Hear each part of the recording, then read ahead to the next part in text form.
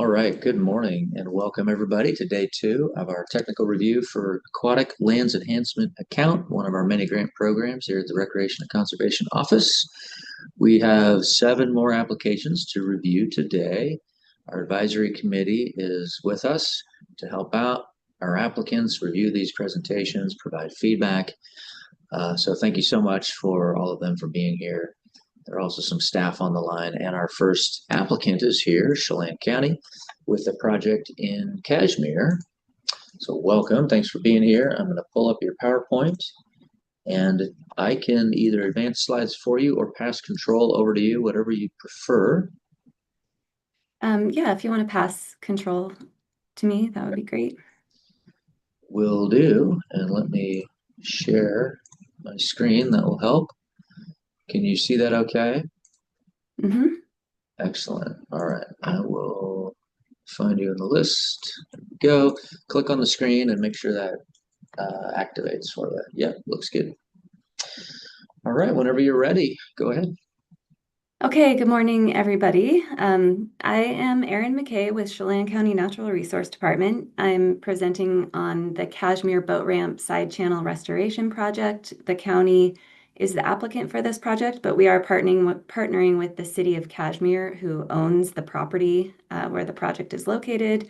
And Steve Croce, with the Director of Operations from the City of Kashmir, is here as well. I'll be presenting, but he can chime in and help answer questions if needed. The reason the county is presenting this project is because we are well versed in aquatic river restoration projects in the main stem rivers of Chelan County and also with RCO grant projects, and we're just helping bring capacity to the city of Kashmir, but it's really a shared priority between the two of us. So this is a combination restoration and development project. The overall goal is to restore access to the boat ramp, which is becoming closed off and difficult and dangerous to access from the main stem Wenatchee. It's at the head of a side channel, and that side channel is becoming disconnected. That also creates issues or provides an opportunity to improve side channel habitat and increase hydraulic connectivity to the side channel, which is important habitat for our endangered salmonid species in the Wenatchee River. So this project is located here in central Washington on the east side of the Cascades, in the middle of the state here. We're in the southern portion of Chelan County near the city of Wenatchee.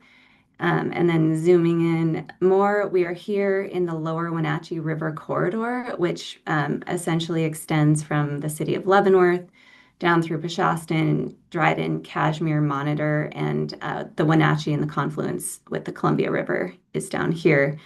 So again, the project is actually located within the city limits of Kashmir. But the service area is really this whole lower Wenatchee River corridor, which is very highly utilized for non-motorized river recreation. So the public access goals here, as I mentioned, this is a very highly utilized river for non-motorized boating and paddling. The Kashmir boat ramp provides the main exit point for downriver travel through this corridor. It's really the only accessible public access exit point where vehicles can access the boat ramp for the rafts and bigger crafts. It's the only site on the lower Wenatchee River with bathrooms, paved parking, and amenities nearby. There is one other boat ramp, and that's in the city of Leavenworth, where people typically put on with rafts, but there are no bathrooms or amenities at that site. So this site really does provide like a key public access point with facilities on the Wenatchee River. It's highly utilized by locals and visitors for all kinds of paddle sports, rafting, kayaking, tubing, stand-up paddleboarding. It is the most popular Class 3 whitewater section in the state of Washington. And it's also highly utilized by commercial outfitters, which does provide an opportunity for people to enjoy and access this river that otherwise wouldn't be able to on their own because of lack of skill or equipment or, just safety. The river recreation community, including organizations such as American Whitewater, that's locally very active in this area and helping to engage and organize river recreation folks, have been expressing concern about this site for several years as the boat ramp has become more and more difficult and dangerous to access due to the vegetation growth at the inlet of the side channel and the aggradation of sediment there. As the side channel gets cut off. So they have been expressing this concern to the city of Kashmir and to local governments, and it has become a high priority at the government level to address this issue. In terms of protection and restoration goals, the lower Wenatchee River is home to multiple endangered species. Spring chinook, steelhead, and bull trout all migrate through and spawn and rear in the Wenatchee and its tributaries. And the lower Wenatchee in particular is important habitat for juvenile rearing. And this side channel habitat in particular is a critical type of habitat for those juvenile fish, as it provides low flow or lower velocity flows and food and cover. The side channel connections were identified as the highest priority or highest concern in the lower Wenatchee in the biological strategy, which is a document put out by our regional technical team and a group of experts and scientists, fish biologists. There are a few other documents that reference the importance of side channels in the lower Wenatchee, and I'll get to that a little bit later. But also there is a hyperrate flow present in the side channel, which means there's cold groundwater coming up through the ground there, and increasing access to that cold groundwater can also be a critical or very important refuge for these fish species as the temperatures warm up later in the summer. So the primary goal of this project is a double goal. It's to increase or improve and maintain into the future access to this really important recreational facility that we have, but also to improve and reconnect and provide the ecological benefit in the side channel below the boat ramp. So here is a overview, an aerial photo of the Riverside Park where the boat ramp is located. As I said, this is City of Kashmir property, and then the city holds a DNR aquatic lands lease for the boat ramp and maintenance. So you can see that this really does provide a lot of parking, a lot of space for rivercraft to spread out, and paved driving access to this site.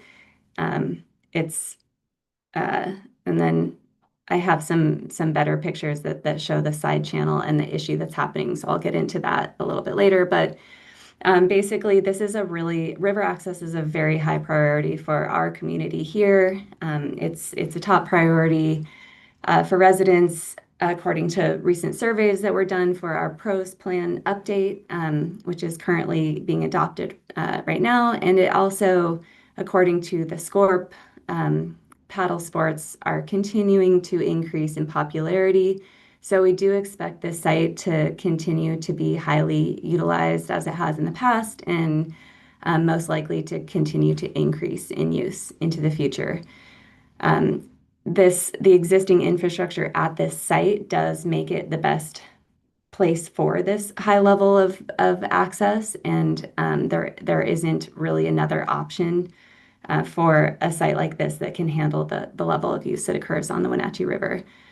And then also, as I have said, it provides opportunity for side channel reconnection and improvement of side channel habitat, which is a very high priority. This project will also help protect riparian vegetation as the boat ramp becomes more and more difficult to access. People are trying other ways of getting off the river here, which include dragging their craft through the riparian vegetation and the forest, and just kind of getting out in other ways because the boat ramp isn't safe or accessible. So implementing this project will help protect the riparian areas around the boat ramp. I apologize for all the text on this screen. I will revise this in the final final presentation. But the need for protection, going back to those documents that reference this, the priorities in this reach of river, the according to Carmen Andenagi's 2021 paper, limiting factors for salmon, steelhead, and bull trout in the Wenatchee subbasin, side channel habitat is severely lacking. And this stretch of river is also listed, has a 303D listing through the Department of Ecology for water temperature. So that means the water temperatures are too high for this area for healthy, aquatic conditions. So this project does address the restoration priorities in multiple watershed plans, the Wenatchee Watershed Plan, the biological strategy, which I already mentioned, the Lower Wenatchee Reach Assessment, and all of those documents reference side channel habitat as the highest priority for juvenile rearing.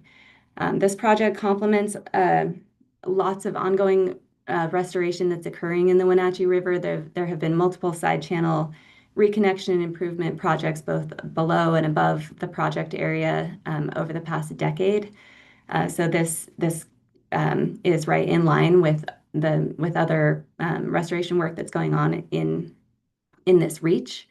The restoration goal of this project is to increase the duration of the flows in the side channel. So there's water flowing through it for longer into the season and providing just more of that habitat for longer. And then also, as I said, the connection to those cold water inputs. So here's a little bit of a washed out aerial of the side channel itself, and this comes from our plan set. We do have 60% preliminary designs for this project already, and this just shows existing conditions. So you can see here is the paved access and the boat ramp itself, and then this is the main stem Wenatchee River up here, and so this is the inlet to the side channel.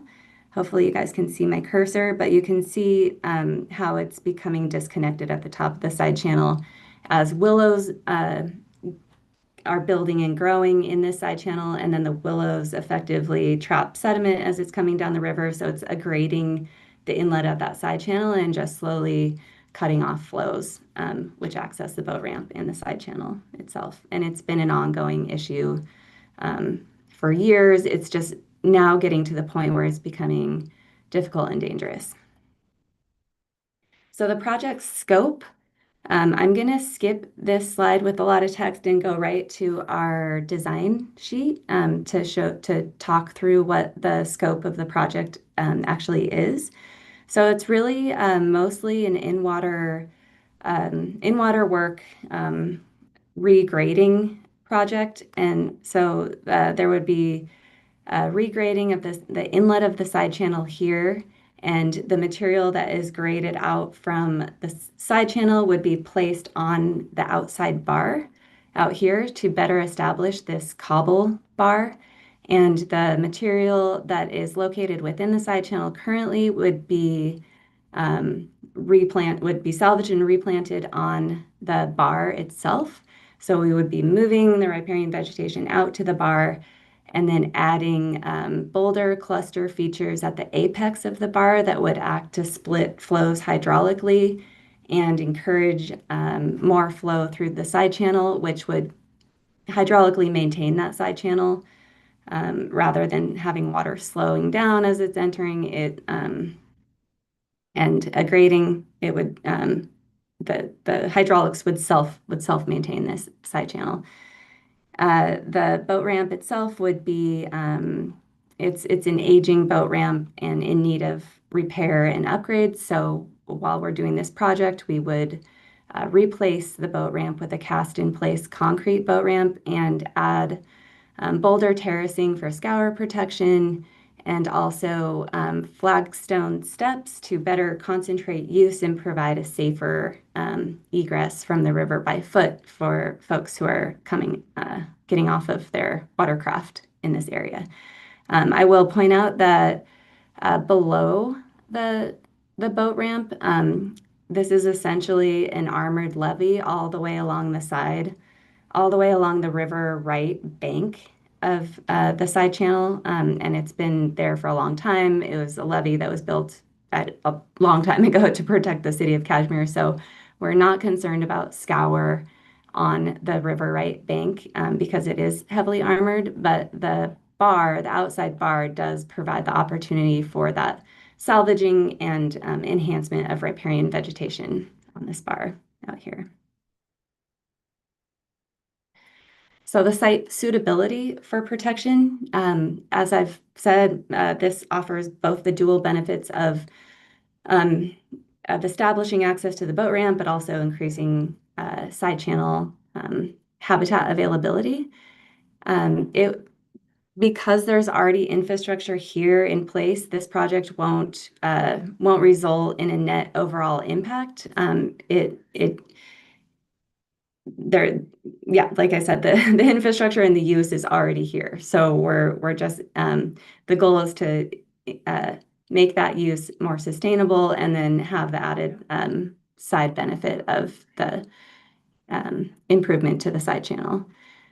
And yeah, I think I've already gone over these other things. You can see the hyporheic flow. This is a photo standing at the boat ramp, looking upstream at the inlet of the side channel, and you can see the willows really growing in heavily here. And this is at low flows, so it's a point where the side channel is not connected, but you can see this cold water hyporheic flow coming up through the cobble in the side channel. So that's just a visual of the existence of those cold water inputs there, and then also the extent of the vegetation that's filling in that side channel. So why is this design the best fit for this site? So we did undertake a feasibility study in 2024 to look around at other areas and see if there would be a better spot for the boat ramp given the conditions at this site. And what in the vicinity, because this is, this is the ideal location on the river reach for this access point. And so we looked above and below and through the area, and really there just isn't a more suitable spot to build a new boat ramp that has both the public access, the space for the type of facilities that are needed for this level of use, and also the right hydraulics. You need some eddy, some slowing of water for the boat ramp, and there wasn't another suitable spot to do it, despite looking with some professional engineers. And so the decision was made that this is really the best site, and we have the existing infrastructure here. So what makes sense is to improve the site that we already have. So the goal then becomes to what can we do with the site that we already have? So it's that's why this site was chosen to move forward with this project. And the realization also came at that point that, well, there is this side channel here that is experiencing a lack of flows as it gets cut off. So we can do a restoration project here as well. If this site were not implemented, it would continue to cut off and essentially become inaccessible, especially for those less experienced river folks who don't know who need a safe spot to get off the river.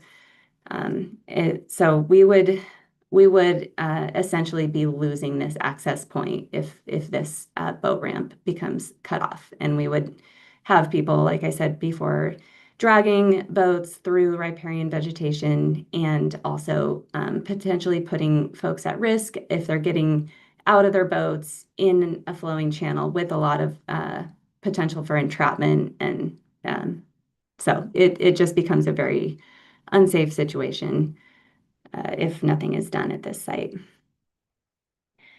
Here is our project budget, and this budget includes moving from preliminary permit-ready designs, which we have now, through final designs, hydraulic modeling, permitting, construction and construction management. So this is the full implementation of the project. We are uh, split, splitting this request between two RCO grant programs, and then there would be the 10% local match through Chelan County funds and City of Kashmir funds. The project schedule is that we would be ready to go immediately with this project to move it into final design after award in the second half of 2027. And then in 2028, we would get our construction contract together, continue community engagement, and then go forward with contracting and with the goal of implementing the project in the in-water work window of July, August of 2028. Project engagement. So for several years now, the county and the city have been working together with local outfitters and recreation groups to get feedback on the situation and the options and what should be done. And then also, like I said, we have worked with engineers to look at feasibility of other sites and then also to move forward with the design at this site. We've worked with Washington Department of Fish and Wildlife on permitting pathways. This is a photo of Steve and Mason, the project engineer, and two folks from Washington Department of Fish and Wildlife looking at the site and discussing design. And we've also worked extensively with American Whitewater and the local river users. As I mentioned, the local community has been key in identifying the need for this project from a recreation standpoint. And American Whitewater has been very helpful in helping organize community meetings around this to hear from us, from local officials about the project, and then also to be able to provide input on the project. American Whitewater has provided a letter of support for this project. They're very active in this area, and as I have alluded to the popularity of this reach, they're very proactive about access in this site. WDFW has also provided a letter of support for our design as it is at 60%. We've had some contributions of funding already to this project from Chelan County Lodging Tax, which has funded the feasibility assessment and design. The City of Kashmir has provided personnel and funding. And then, yeah, those are the main partners that we've worked with. Sustainability of this site, the overall goal is to increase sustainability of both the access to the boat ramp and the habitat in the side channel.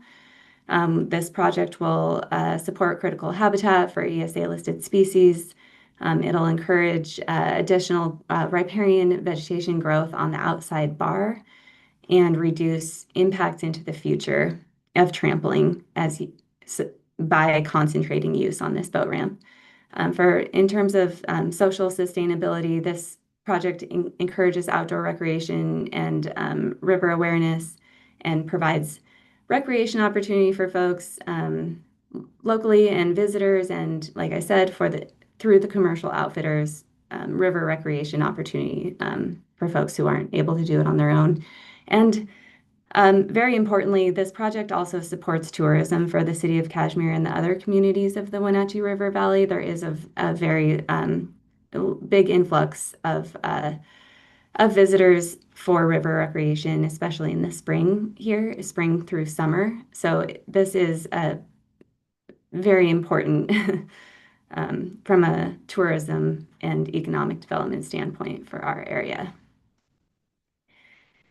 The design and the viability of this design, again, I feel like I've gone over this pretty well, but the overall goal is to increase the hydraulic connection to this side channel, and that will help self-maintain the side channel and also get those flows through longer. This is a photo of Steve standing next to the boat ramp looking downstream through the side channel, so you can see the length of side channel that would actually be connected for longer. It's about almost a quarter-mile long side channel. It's about 2/10 of a mile of habitat that would be improved. There most likely wouldn't be flows through the entire low flow season, but it would extend flows for a lot longer than now. They're currently starting to become cut off around 3,500 CFS. And so by this project, we could extend the connection to the side channel by at least several months in the season. Um,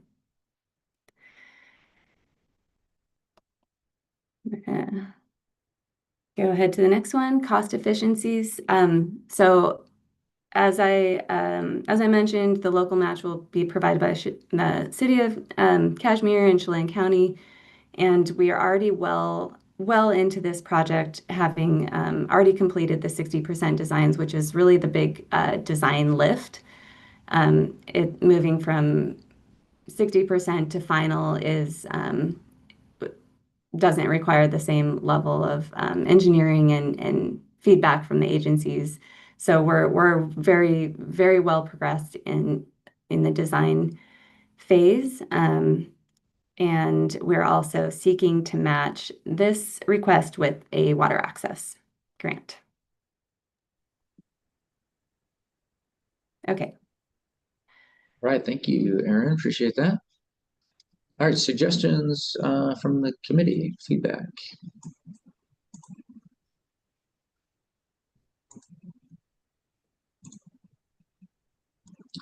Brittany, go ahead. Hi, thanks for the presentation. You mentioned that you have connected with WDFW on this project, and I just want to flag that you will probably need to also connect with DNR if you haven't yet. It might be a good time to do that. Yeah. Yes, we've connected with DNR and also the Army Corps, Great. which will be the federal permitting nexus. So yes, we're well into those permitting conversations. Okay, awesome. Thanks. Go ahead, Chris. Yeah, thanks again for that presentation. It's a really good job. I think a lot of my questions, I kind of jotting them down as you went through and you answered them. I think for me, it would have been a little more helpful to see some photos up front. Kind of live photos, but current condition photos, and maybe a little bit more of a scope of work overview up front, just to wrap my head around what was happening. Yeah, I was going to ask if you had worked with DFW. I saw the letter of support. I was going to mention DNR. Brittany got it. So I think that's about it. But yeah, and Army Corps, which you covered. So great job. Yeah, I've definitely realized as I was practicing or going through my presentation this week that it's too text heavy and that I need more photos. So that will be an upgrade for the final presentation. Sure. But I Yeah, appreciate like that feedback. that dry channel picture at the end really like, oh yeah, it gets that skinny. Okay. Yeah. Yes. Yeah. Great, thank you. Elise, go ahead. Thanks for the presentation. Great job. I also have the note about kind of photos or description of the existing boat ramp and what the issues are with it. And then this is a theme with all of the presentations. I noticed you put, it was $10,000 in your budget for cultural resources. We're seeing a lot of surveys exceed that potentially significantly. So just wanted to flag that for you. Maybe you already know that that's a good bid, but I would anticipate it might be more than that. Something to keep in mind. And I know we're pretty much at time, but just wanted to ask, you mentioned that the ramp would have stairs to access. And so wondering if you're thinking about ADA accessibility. And you could include that in your future presentation or application. I know, right? Yes. Thank you. Great, thanks, Elise. Aaron, our grants manager and cultural resource staff can help with sort of a ballpark cost estimate if 10,000 might be a little low, what you might want to budget for, just to make sure you have enough, since we can't give you a cost increase, so you want to ask for what you need right up front. Yes, that's a great point. And Other thank you. Thoughts or suggestions? I would just echo you already mentioned, you're pretty text heavy, so it's hard to read and listen to you at the same time. So if you can condense these, the bullet points, more graphics, more photos, take us to the site. Your metrics mentioned that it's an elevated launch, but is it actually elevated, or I couldn't it looks like it's flush with the, anyway, that, if not, you could fix that pretty easily in the metrics. Okay, I was a little confused by that, so I'll follow up with my grant manager to see what the appropriate response there would be. Okay, great. And in this program, we do not have a sustainability or cost efficiencies criteria. Okay, So you may have, you had some good information in there. So just incorporate that into when you respond to your other criteria. right. Okay, I'd add criteria numbers. That's helpful, and make sure you go in order. So like one of the design and viability is like number 10. Anyway, just number them in order, because our committee when in August is going to be following them in order and scoring how everything is sort of organized and set up. So, Chris, go ahead. Sorry, I'll be real quick and Sure. cover it later if you want. Maybe possibly touch on like the why the channel's cutting off and how this new design is going to be maintained. Like obviously that bar in the middle has been eroding over time. So like what's if you're just moving cobble around and grading, what's gonna, are we gonna be back here in 10 years? Maybe you can touch on that. yeah, okay. Good, thanks, Chris. All right, final thoughts for this project?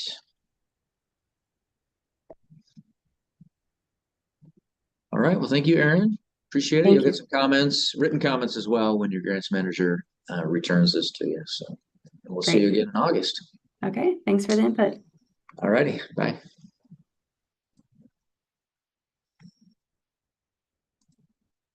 All right, headed to the city of Bothell. Looks like Aaron and Kai are here. Welcome. Thank you. Yeah, Kai, are you going to present this one? I will be. Yep. Okay, great. Just opening your presentation for you. And I can pass you controls. Is that your preference? Yes, Yeah. it is. Yep. All right, cool. Let me find you. Whoops, hold on. There we go. All right, try clicking the slide. Just make sure that works. Uh, yep. Great. All right, well, whenever you're ready, go ahead. All right. Sounds good. Thank you. Good morning, everyone. My name is Kai Patnode. I'm the Parks Planning and Capital Project Assistant with the City of Bothell, and I'm joined with Aaron Milner, the Planning and Development Manager for our Parks Department, and he's here to support as needed. Today, I'll be presenting the riverfront improvement projects at the Park at Bothell Landing. So the Park at Bothell Landing is located in Bothell, Washington, a growing suburban city about 20 miles northeast of downtown Seattle. And Bothell is located within King and Snohomish counties, and the Park at Bothell Landing is located within the King County portion of the city, directly adjacent to the Sammamish River. The Sammamish River is an important regional water corridor for recreation, ecology, and low-impact water transportation, connecting Lake Sammamish to Lake Washington. The proposed riverfront improvement project area scoped for the ALEA grant is approximately 1.3 acres. It is within the larger Park at Bothell Landing improvement project, which encompasses about 6.75 acres. The larger project will expand the overall park footprint and strengthen connections between downtown Bothell and the Sammamish River corridor. The project site is located within downtown Bothell, which has experienced increased housing density in recent years, and it is nearby the UW-Bothell and Cascadia College campuses, Bothell High School, regional transit corridors, and both the Sammamish River and Burke-Gilman Trail systems. These surrounding connections and population centers create a strong need for improved public access and interaction with the Sammamish River at this park. Currently, interaction with the river at this park is limited. Much of the riverfront edge is separated from the park by an existing roadway and fragmented vegetation, and while there is an existing hand launch, it has limited functionality and accessibility in its current condition. The proposed project transforms the riverfront into a more pedestrian-oriented and environmentally sensitive public space by removing vehicular presence along the shoreline and improving opportunities for accessible low-impact interaction with the river through its proposed features. A major component of this project is the restoration and enhancement of riparian zones along the Sammamish River shoreline. The project proposes the removal of invasive vegetation and the establishment of native riparian plant communities. Much of the shoreline edge will remain buffered from direct pedestrian disturbance while concentrating direct river access to one low-impact location at the hand launch. This balances improved public access with long-term ecological protection and restoration goals. The Park at Bothell Landing Improvement Project has been identified in multiple city planning efforts, including the City Council's 2040 vision, the city's downtown sub-area plan, the 2020 PROS plan, and the ongoing 2026 PROS plan update. These planning efforts consistently highlight the need for improved river interaction at this park based on community feedback and as the city continues to grow. The park contains the only public launch access point within the city of Bothell, and it's one of only 2 community-scale parks located along the Sammamish River within the city. Its location adjacent to housing, regional trails, and transit corridors reinforces its importance as a regional destination. The park is already seen as Bothell's crown jewel city park, and improvement of its riverfront will only solidify that title. The project aligns with the shoreline element of the city's adopted comprehensive plan, which calls for the Park at Bothell Landing to serve as a waterfront park connecting downtown Bothell with the Sammamish River through shoreline public access opportunities. The project's also inconsistent with broader Puget Sound Partnership goals related to shoreline restoration, watershed health, habitat enhancement, and public stewardship of aquatic lands.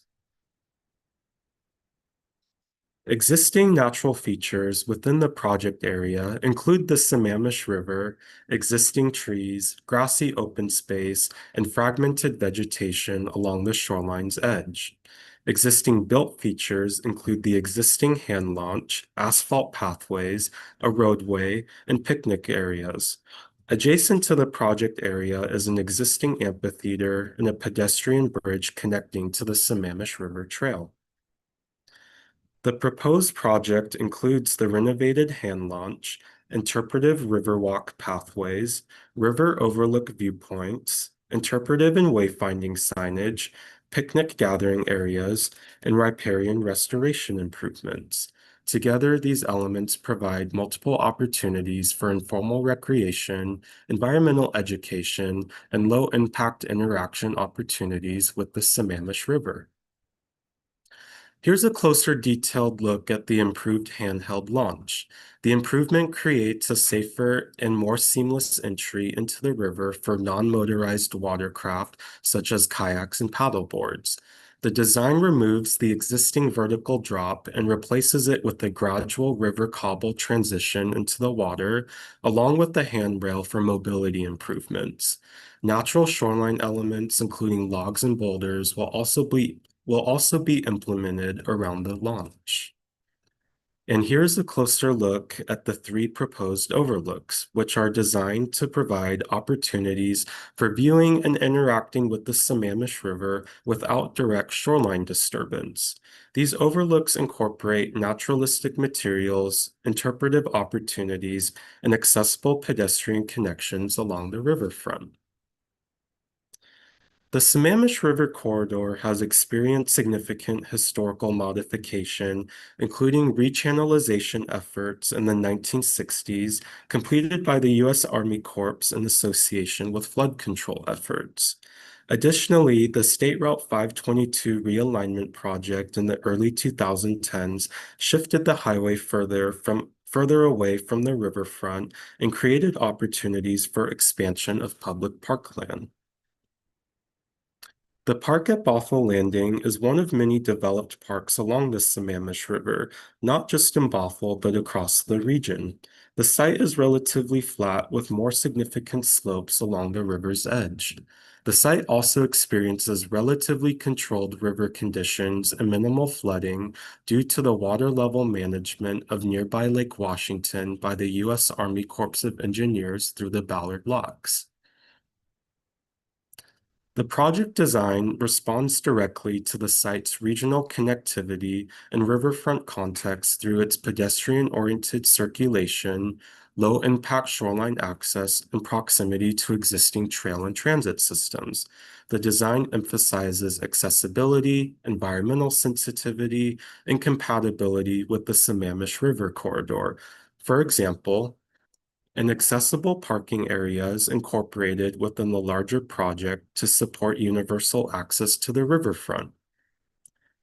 Accessible pathways and multiple entry points are integrated throughout the site to improve circulation and usability for visitors of all abilities.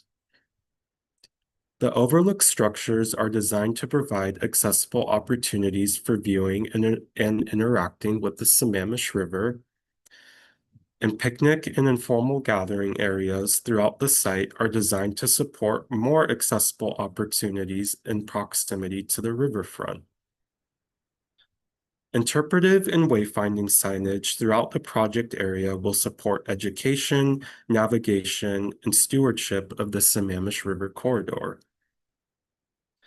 And the improved handheld launch incorporates improved design elements, including the gradual river entry and the handrail for mobility support. The riverfront improvement portion that's scoped for the ALEA grant is estimated at approximately $1.748 million. This includes site preparation, the implementation of pathways, overlooks, picnic areas, restoration and revegetation activities, utilities, permits, cultural resource work, interpretive elements, low-impact bollard-scale lighting, and shoreline improvements. The city's proposing $1.248 million in matching funds while requesting an additional $500,000 in ALEA funding. Approximately 0.8 of an acre of shoreline adjacent to the Sammamish River will be restored through native riparian revegetation and enhancement activities. The restoration approach emphasizes long-term ecological resilience through the establishment of self-sustaining native vegetation communities while concentrating public access outside of primary ecological and shoreline buffer areas. The design is compatible with floodplain and river conditions. Long-term stewardship and maintenance of riparian restoration areas will be provided by city parks maintenance staff. As part of the larger Park at Bothell Landing improvement project, which includes the riverfront improvements, multiple methods of community engagement were used to help shape the project design. During the conceptual design phase, outreach was organized into 3 stages, with engagement occurring through open houses and surveys. Further engagement has been conducted through the formal design phases of this project. Throughout the engagement processes, the community emphasized the importance of improved visual and physical access to the Sammamish River, including the enhancement of the existing handheld launch and opportunities for water-oriented recreation. Additional feedback from the open houses emphasized the importance of maintaining a naturalistic riverfront character while incorporating overlooks, pathways, and flexible gathering spaces within the project area. Community survey responses also reinforce the strong support for integrating natural features, accessible design, trails, and river interaction opportunities throughout the park riverfront experience. The Park at Bothell Landing Improvement Project has been supported by our primary design consultant, Site Workshop Landscape Architecture, who has led the planning, design, and engagement efforts throughout this project process. Their team has worked closely with city staff and the larger Bothell community to help shape the vision for the project and incorporate feedback into the proposed design. In addition to leading the overall design effort, Site Workshop is coordinating with a network of sub-consultants to support engineering, permitting, lighting, and signage. An informal partner associated with the park is What's Up Stand Up Paddleboard and Kayak. They are the current concessionaire under contract at the park at Bothell Landing, and they provide water-oriented activities for the community. As part of the larger improvement project outside of the ALEA grant scope, there is a proposed building where concessionaires may operate out of for future use. And with all of that being said, I want to thank you all for listening to this presentation about the Riverfront Improvement Project within the larger Park at Bothell Landing Improvement Project. Definitely happy to hear any questions and let us know if you have any questions and feedback. Thank you. Great, thanks, Kai. All right, feedback from the committee.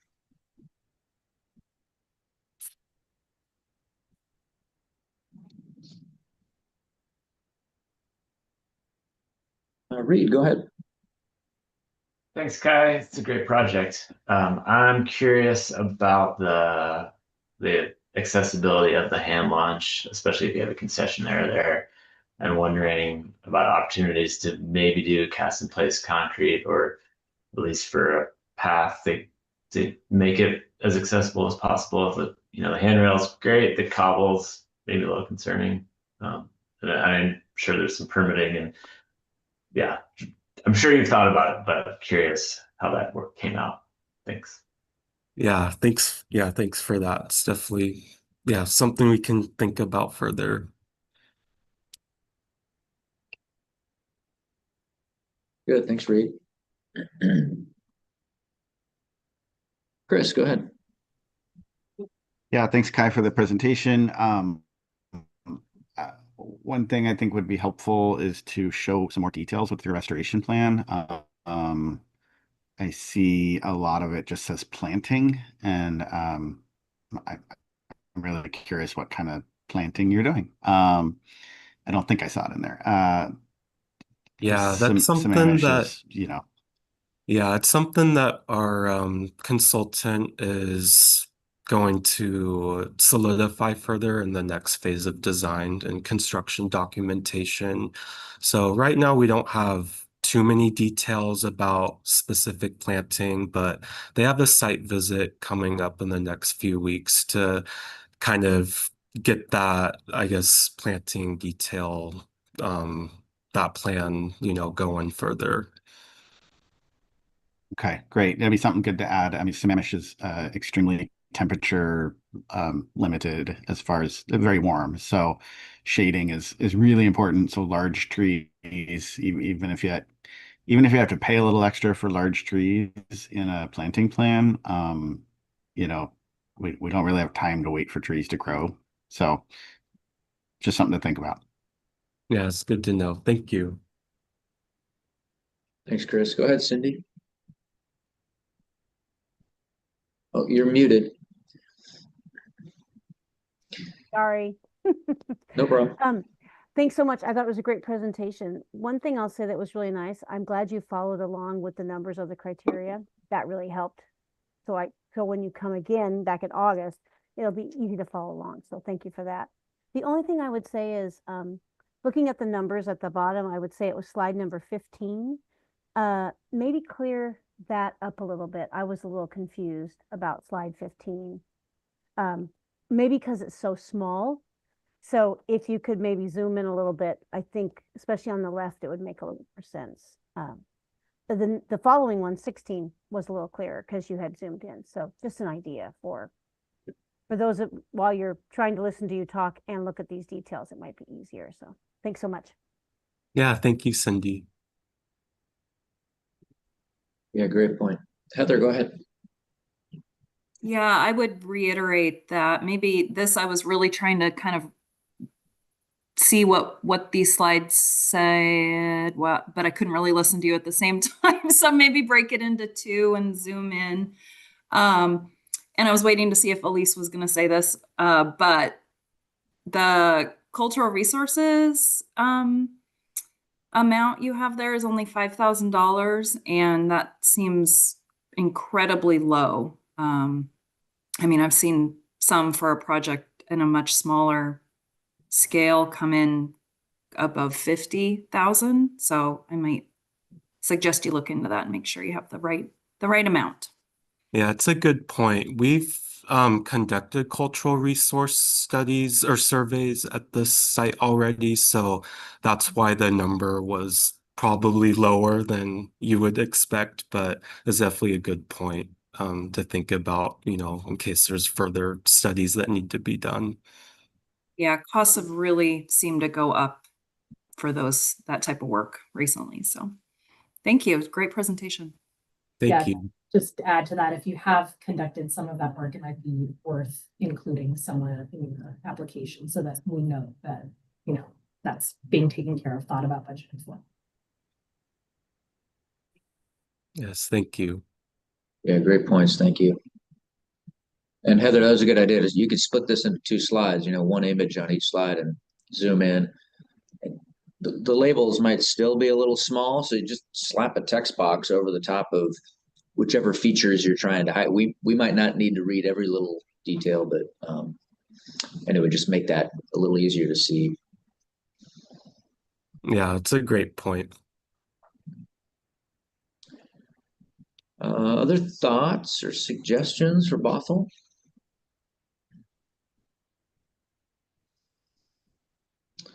All right. Well, thank you, Kai. It was nicely organized and labeled. So yeah, we appreciate that. Makes it easy for us to follow along. So Yeah, thank you. all right. Well, we'll see you again in August. Yeah, sounds good. Thank you.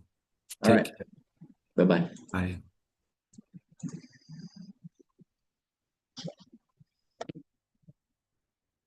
All right. Next up, heading back to Eastern Washington, to Okanagan.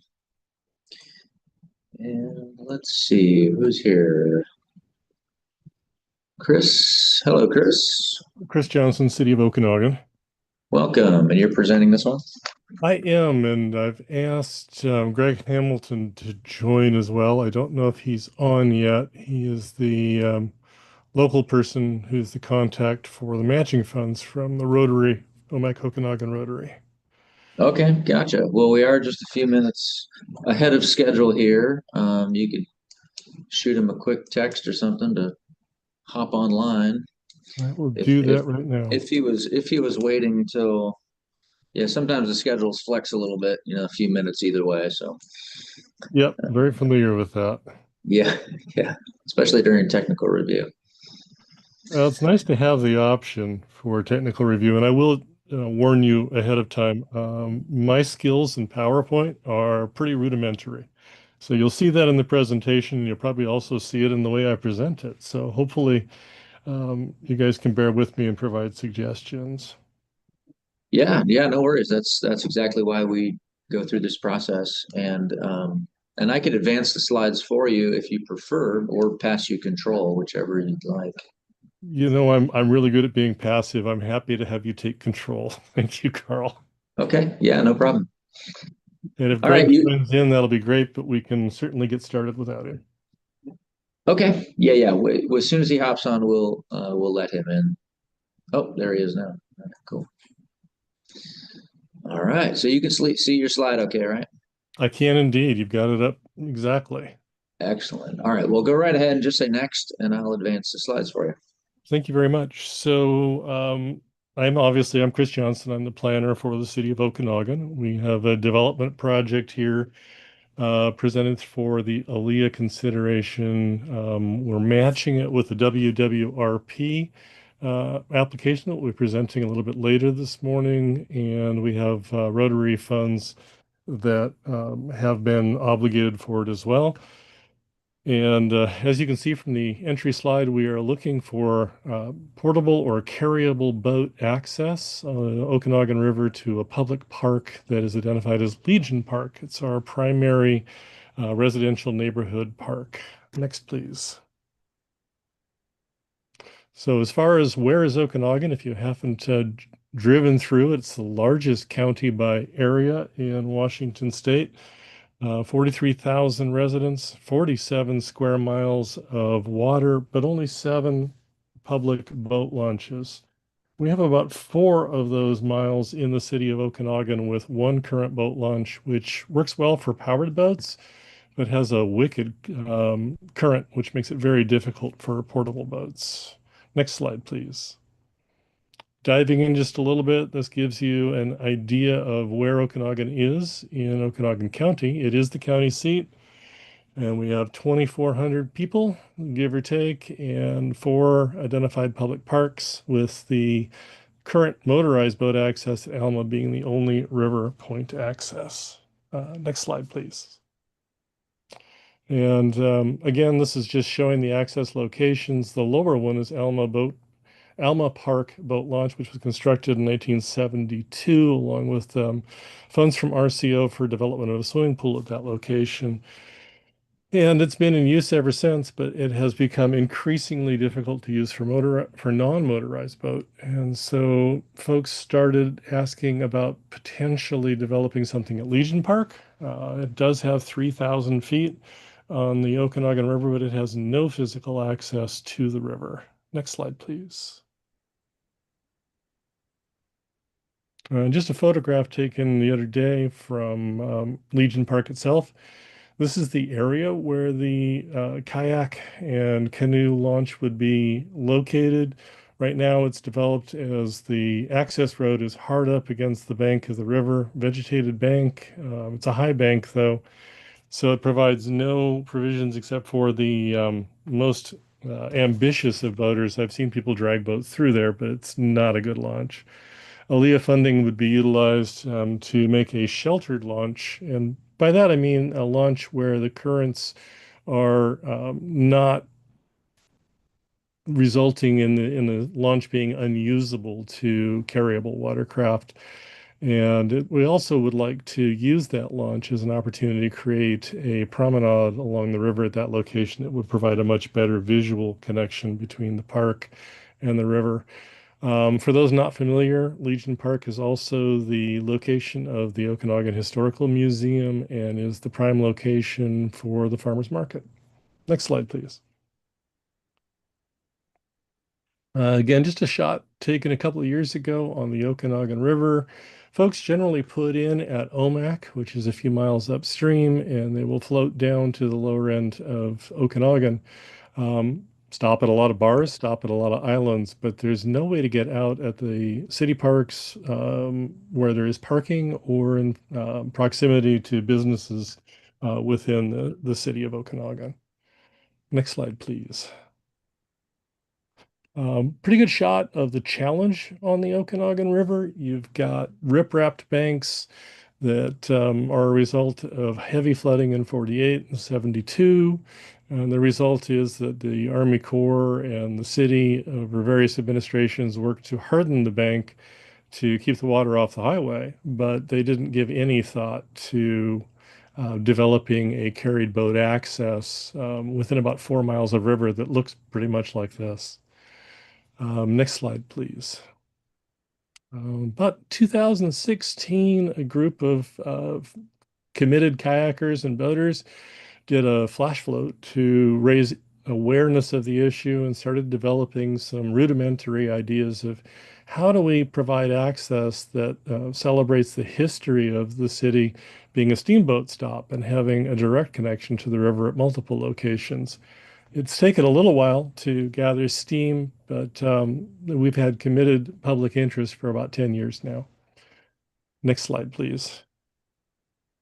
So the Rotary Club of Omak Okanagan hired CV2 Engineering to take a look at the site and develop what would be an appealing river access along the Okanagan River that would connect with the existing parking areas for the museum and for the farmers market area and provide a carryable access as well as greater visual connection at that highly utilized area of the park.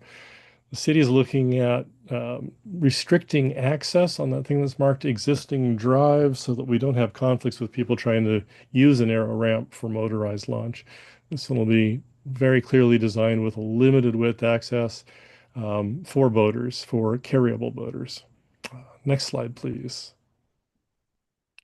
And just to give you an idea, the Okanagan River is not a type 1 water. We don't have rapids. We don't have dangers. This is a slow, family-oriented float, easy to put in, but hard to get out. Next slide, please.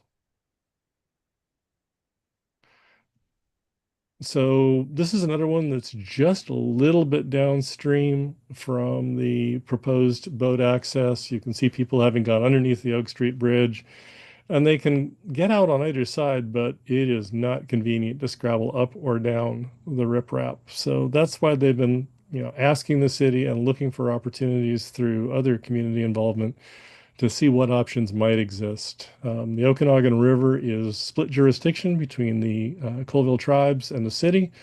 City portion in this slide is the vegetated area. The apple orchard facilities, warehouses are on the Colville side of the river. And next slide, please. So you've got a quick project estimate breakdown of about 260,000 for development, about 41,000 for admin, architecture, and final engineering, bringing us up to the total of just over 300,000. We're requesting 120,000 from ALEA, and then the remaining match of 181,000 is split between WWRP and the Rotary. And next slide, please. Again, just giving an idea from CV2 of how they see the costs breaking down between the individual elements on the project. It does have a contingency included in that budget and time for the engineers to be assisting with the project. And next slide, please. Well, there isn't one. There is on my next one. I didn't recognize that. So I'll open it up to questions here. And Greg, would you like to add anything from the Rotary's perspective now that you're online? Sure, Chris, and thank you all for participating. I live below the Legion Park on the river and right at the motorized boat launch. And as Chris said, it is difficult for kayaks. I've never seen a paddleboard come on down pass just because of making that tricky right-hand turn for the Alma Park boat launch. The water is really slow above the Oak Street Bridge, and that's why we're looking at the Legion Park. There was a picture before that showed the kayakers on an island right off from Legion Park, and that's where we see the launch to the left of that island picture. It's pretty slack water up above. And what I'm most excited about is if we can put this, there's the picture. So to the left of the tree there in the middle of the island, that's about where the boat launch would be, off to the left there, right where the cursor is.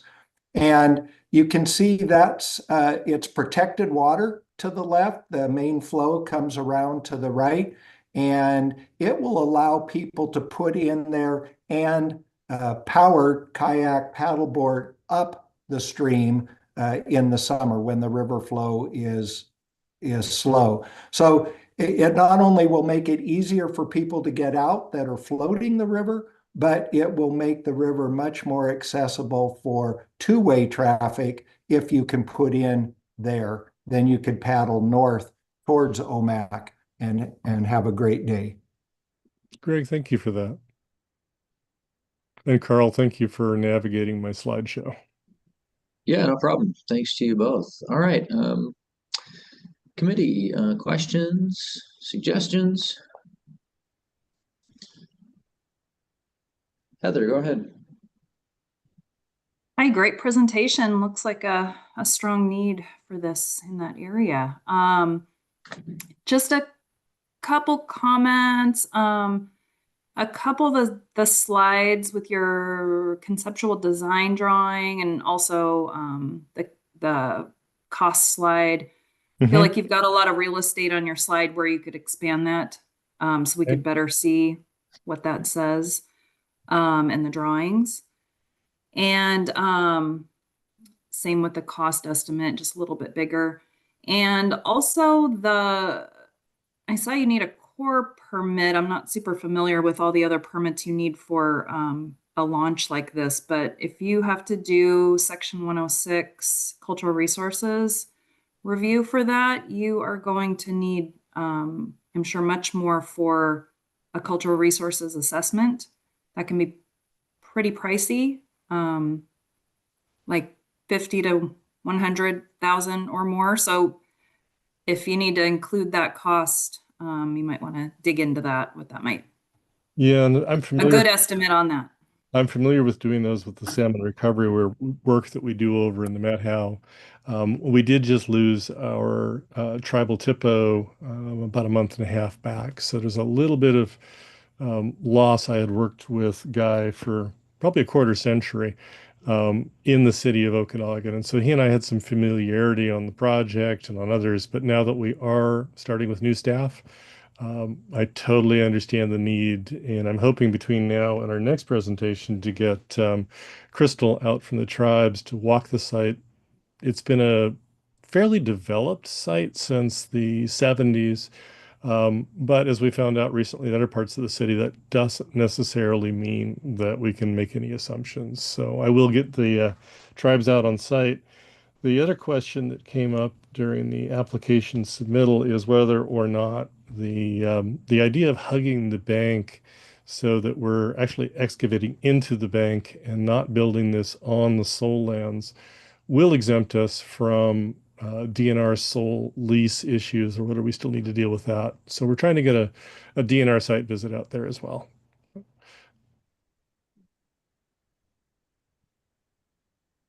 Okay, good. Thank you. Reed, go ahead.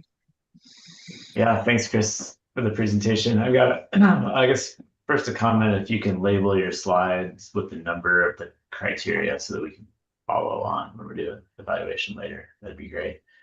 And then I'm curious if you've talked to DFW or the Corps about permittability. Just, yeah, I'm curious about that. And then the last thing was, as your engineer, is there like an analysis of whether that the longevity of the improvements, some sort of hydraulics analysis, if you have one, or if you do, mentioning it that, oh, we think this thing will last forever, or not, would be great to know. It's interesting, Reed. I totally understand. I have talked with the Corps and with WDFW, so I'm not overly concerned with permitting. I think we can make this fit with very minimal mitigation and very minimal challenges. The question, I do not believe that CV2 has done a hydraulic analysis as far as will it last a decade, will it last 100 years? I'll reach out to them and get an expectation. It's my normal day life of doing salmon recovery. If something lasts 3 years, I'm really happy. So this is a sort of a different approach of trying to build infrastructure with longevity. But the design was created so that it would tend to be self-shielding, that it wouldn't capture materials. I'll reach out to CV2 and see if they can provide me something that would make it a little easier to do something other than just waving my hands. Thanks. Chris, could I add a comment? Yes, certainly, Greg. Again, as I mentioned, I live right at the current boat launch, and it goes directly perpendicular to the river and out into the river. And I can't remember when it was put in, but in the late 70s, early 80s. And we have high water like we're experiencing right now. It's way underwater. The river comes rushing by. and it goes down and everything's still there. So it's lasted for 30, 40 years. And the proposed one is going to be in a very slow moving part of the river. And it also is going to run parallel with the river so that you can access at the different levels of the river. And so, again, I think based on the current boat launch, that it will have very good longevity. Thank you. Great, thanks. Other suggestions?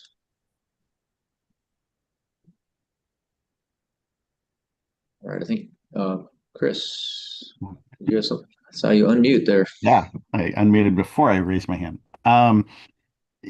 You mentioned working with tribes a little bit already. I think I was just going to say I definitely think that's worth talking about when you come back in August about what kind of partnerships are there. There is the Section 13 is the project engagement partnerships. Expand on that. I can't remember now. I know you said one side is tribal jurisdiction. This must be the other side, I'm assuming. Correct. Okay. This is the state side. Okay, thanks. And I'm not 100%, I was just looking at the criteria and I'm not 100% where you'd put this in. As the fish bio in the room, I would like to hear about, what fish are present, how this project will or won't impact them, if there's any restoration. I mean, I guess it's in this design right here. It looks like rock slope protection. Is that already existing or is that new? It Typically, is existing and it's being repurposed, but I also look at the plan the same way. Chris is someone who does 90% of my work in salmon recovery. I'm looking forward to sitting down with Eliana Rosenthal, our local WDFW person, saying, "What would you like to see here?" So I great. think that we can make it far better than it is. Right now, it provides limited habitat. We are in ESA water for steelhead. We are well above the 303 criteria for temperature for Chinook. So we're much more limited than, say, the Matthow as far as the endangered species. Great. Okay. Well, I look forward to seeing this in August. Perfect. Great advice. And I'll reach out to my local tribal folks as well and see if they can help me come up with a cartoon along with Ellie at WDFW. Good, thanks, Chris. Other thoughts? I'll jump in. Yeah. For a great presentation. Wondering if maybe in your next application or your next presentation to include whether you have thought about ADA accessibility in your design. I will ask the engineer about the ADA accessibility. Looks to me like the path could work, but I need to talk to him about the slope to make sure that I'm not incorrect on that. It's a long path, but I will get a clear answer on that.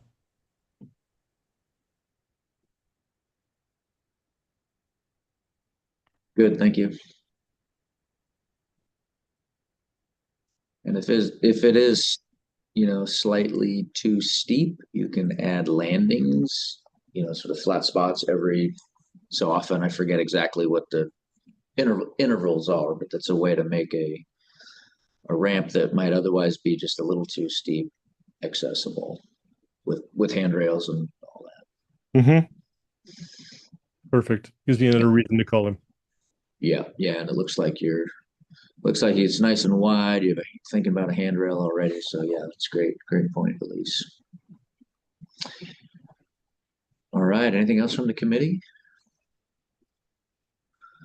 I think Reed mentioned just be sure to label your slides with the evaluation criteria and follow along in order. I don't know if you logged on a little early and saw the previous presentation, but that was a good example of just having that clearly labeled, because come August during the evaluation, that's how we're all organized on our end, is following along in order, so we're able to score each of those criteria.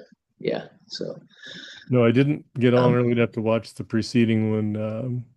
I'll stick around a little bit and see if I learn something from the next one. yeah. Yeah, you're welcome to hang out and watch some others. We also live stream this on YouTube, and we can get you that link. Sometimes that's a little easier just to pop that open in your web rather than sitting in the Zoom meeting. But either way is fine. That's great. And then if I can ask a question back on the question that I think Heather asked, I did see her ask the same question on the prior one at the tail end when I did log on, is if we do identify working with the tribes the need for cultural, is there an opportunity to include that in the cost? Is that a reasonable thing, or does that fall into the percentage allowed for sort of the A&E and engineering section? That's eligible as a separate line item cost. So right in Prism, you can select cultural resources and reach out to your grants manager. She can help talk to our cultural resources staff here at RCO. Mhm. And it sounds like you're pretty involved with local regulatory and tribal and stuff in your area. But I think between all of you, you can come up with sort of a reasonable estimate just to make sure you're ask for enough money up front, because we can't give you a cost increase later. Perfect. I appreciate that. Same with the permitting costs also. I didn't see that in your budget either. Yep, also eligible. Add that. Yeah.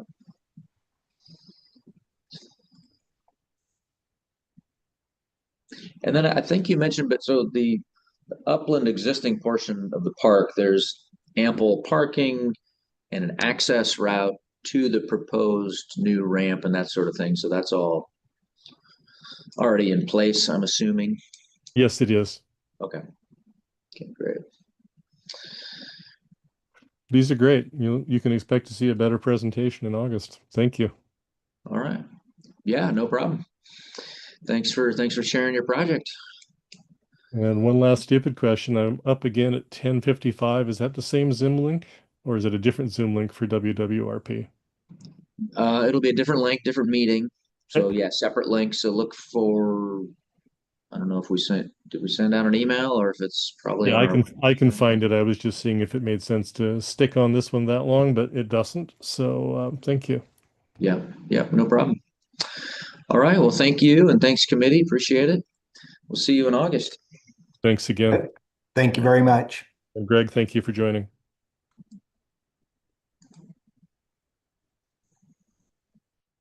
All right, everybody. We have arrived at a break about 10 minutes early. Let's see if we can get the next two presenters here a little early. So let's still take 15 minutes. Come on back at 10:35.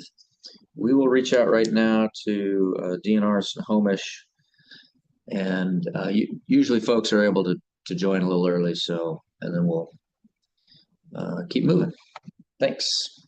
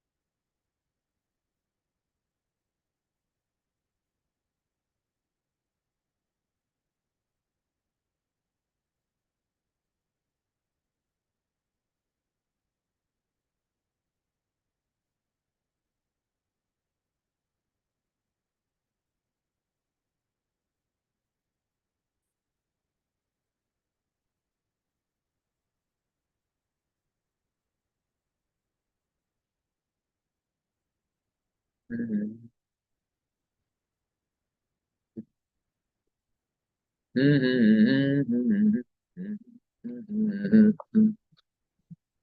Hey, Carl, just so you know, I think you're unmuted. Oh, I am. So you can hear me humming and talking to myself. I can. All right. I'm famous. Humming on YouTube. All right. Thank Yes. you.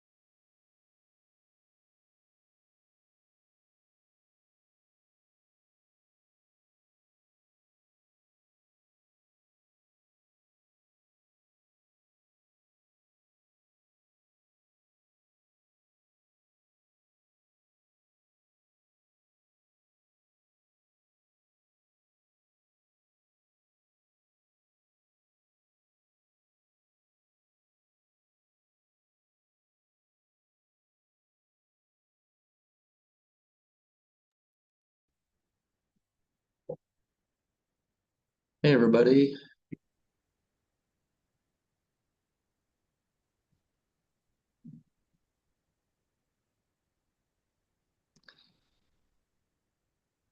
Hi, Lisa. Welcome. Looks like you're presenting this next one. Yes. Okay, that's great. Hang on 1 minute. I will PowerPoint. Thanks for jumping on a little early, a little ahead of schedule here. No problem.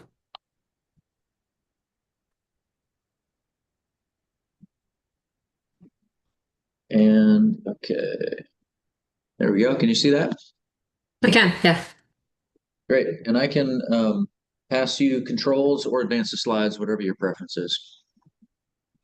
If you want to pass control, that's fine. I'm going to be also looking on my own screen for my notes and stuff too, so I can do both. Okay, sounds good. Go ahead and click on the screen, make sure that activates for you. Yep. Yep. Good. How do you go back and then back? Okay. I think I got that. Cool. Well, whenever you're ready, go ahead.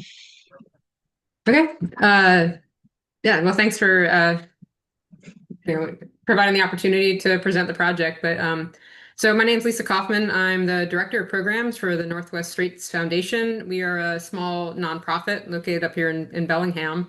But we work on habitat restoration, derelict fishing gear removal, kind of throughout the entire North Sound region and stretching into South and Central Sound as well. Just a quick introduction of the Clayton Beach project. The project is a partnership between us as the Northwest Straits Foundation, Washington DNR, Washington State Parks, Western Washington University, Shannon Point Marine Center, Herrera Environmental as our consultants, and then also the Skagit and Whatcom Marine Resources Committees. We have other partners and funders as well that we can kind of show later in the presentation. So the project aims to utilize the derelict armor rock from the nearshore combined with beneficial reuse sediments to return a 20-foot deep dredge hole to natural grade and establish eelgrass and subtidal habitats that were degraded in the early 1900s. And there's several different elements of the project in addition to the dredge hole. We've just sort of kind of taken that part of the project as an element of being on DNR state-owned aquatic lands to focus on for this particular funding source. So moving on, sorry. So as far as the project goals and objectives, kind of mentioned the project it's on state lands in terms of state-owned aquatic lands, also state parks property, as well as there's kind of a complex ownership in the area too that I'll show in a couple slides. But along this entire site, there's 1,300 linear feet of derelict debris. There's pilings that are remnants of an old railroad trestle that I'll talk about again in a little bit. So again, the primary focus, we want to look at filling this dredge hole, restoring natural subtidal bathymetry, expanding and restoring eelgrass beds, expanding and restoring forage fish habitat that's been impacted by these historic actions along the shoreline, provide increased climate resilience through these actions, enhance the recreational value along the state parks property, as well as in the subtidal marine habitat as well. Making sure that throughout all of our actions that we're also providing protection for the BNSF railroad infrastructure and finding ways to reduce their need to dump armor along the bluff as well.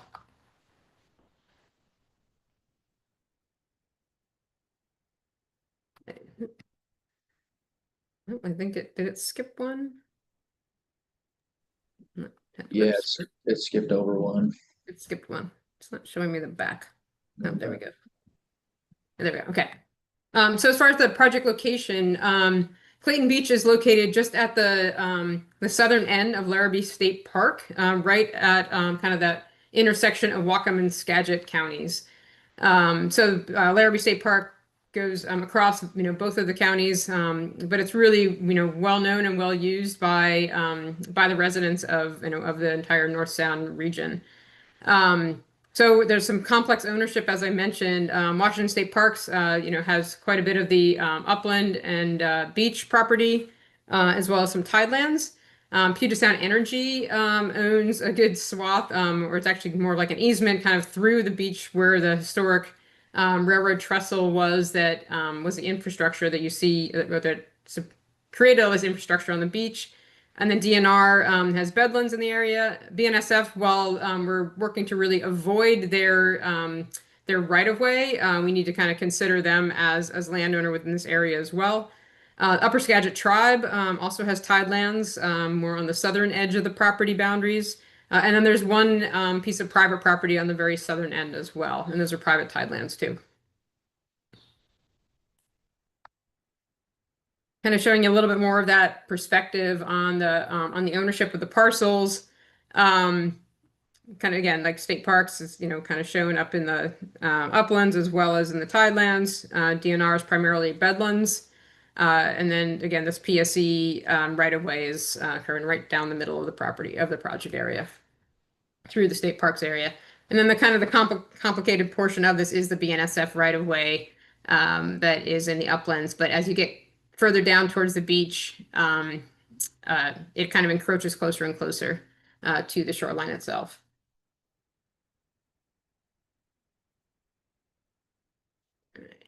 So historically, to kind of give you a perspective on sort of the stuff that I've been talking a little bit about, Clayton Beach it's highly modified from its original formation. Back in the early 1900s, the railroad industry basically started blasting away at the Chuckanut sandstone in order to create an elevated platform to support not just this railroad, this particular trestle, but also just the BNSF, what is now the BNSF line on the uplands as well.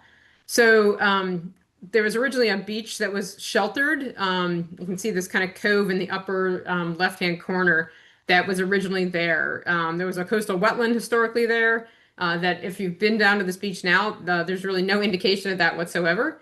They basically blasted away the shoreline and then filled it in order to push the shoreline further waterward. And they did that by dredging this 13-acre hole offshore. So historically, we had a narrow sand and gravel beach that was abutted by, forested uplands. And the primary sediment supply historically was also from the Samish River and likely as well as the Skagit before they started modifying those and diking them to create a lot of the farmland that we now know of.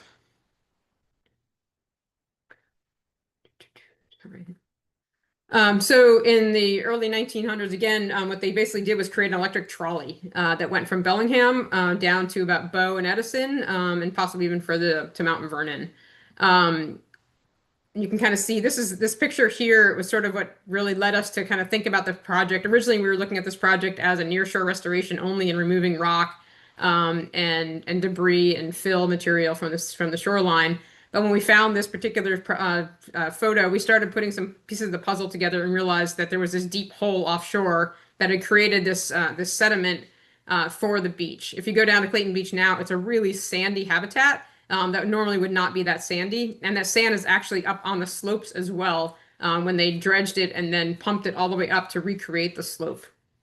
This created a perched beach, so it's elevated and does not have a natural beach profile that you would normally see at a bluff-backed environment like this. And also in the process, they buried significant amounts of upper intertidal habitat that would be, provide eelgrass beds in the lower intertidal as well as forage for spawning habitat in that kind of mid to upper intertidal area. So highly modified. So I'm just kind of catching up on my notes. So in terms of current conditions, while the railroad trestle is no longer intact, there's a lot of debris that is still there as a result. So the entire shoreline is basically impacted by this entire row of this rock armor on the beach. And this rock armor is situated fairly low in the intertidal. So it's obstructing eelgrass beds from being able to move landward. And as I mentioned, it's also burying forage for spawning habitat. As you get closer to the rock, the eelgrass beds get patchier and kind of less contiguous. This site does have documented forage for spawning habitat, in particular sandland spawning on the very north end where there is no rock, which is kind of a unique thing for some of our North Sound beaches. So from a public use and access perspective, the rock on the shoreline is a big impediment to people being able to get down to the beach safely. In addition to just the fact that it's it's an impediment to habitat as well. So in terms of the eelgrass beds that are present, this is the picture of the dredge hole that is the primary focus of our funding request here. Eelgrass, as you can see here, the survey was completed by Department of Natural Resources in 2023. The upper extent of the eelgrass goes up to about 0 feet, mean lower water, and the lower extent goes to about -10. However, then you have this deep hole in the subtidal area that is void of any sediment. So the goal of the project here is really to fill this area here and to bring it up to grade in order to restore the wave climate, as well as the area that we can potentially have eelgrass growing in. In order to do so, we need about 100,000 cubic yards of sediment to fill the entire thing. And it's not an evenly deep hole. It's got some areas that go down to -10 or -20 rather. And then on the upper edges, it's at about -6 to -8 or so. So definitely not an even profile there.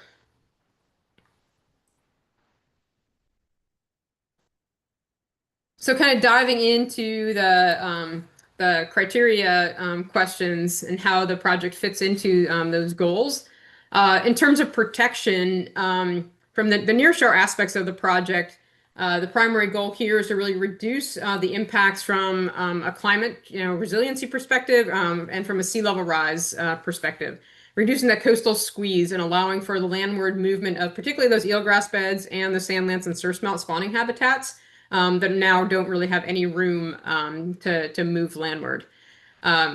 Once we are able to fill that hole, the wave energy will be abated and will add increased resilience that way. But coupled with the filling of that dredge hole, we're also going to be adding a substantial amount of beach nourishment material in order to change the profile of that beach, provide added protection, kind of pushing that upper edge of the beach further landward with a more gradual slope, which will also provide protection to the railroad. By adding this beach nourishment too, we're also going to be maintaining the sediment supply that currently doesn't exist because of the changes to the Skagit and the Samish over time.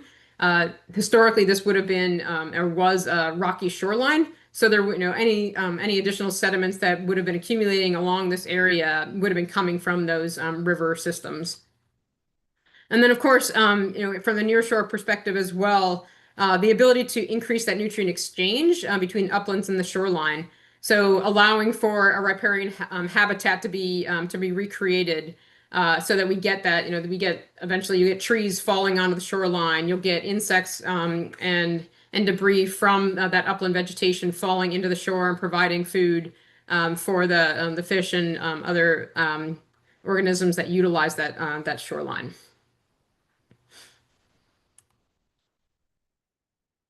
Kind of continuing on in terms of that protection goal, I've already kind of mentioned some of the benefits of filling the dredge hole, but the primary goal here is to really restore that natural bathymetry and the wave climate in order to reduce the energy that is hitting the toe of the shoreline with the current wave regime. Basically, every time we have a big storm, it basically is followed by the BNSF adding more and more riprap to the shoreline in order to protect their infrastructure.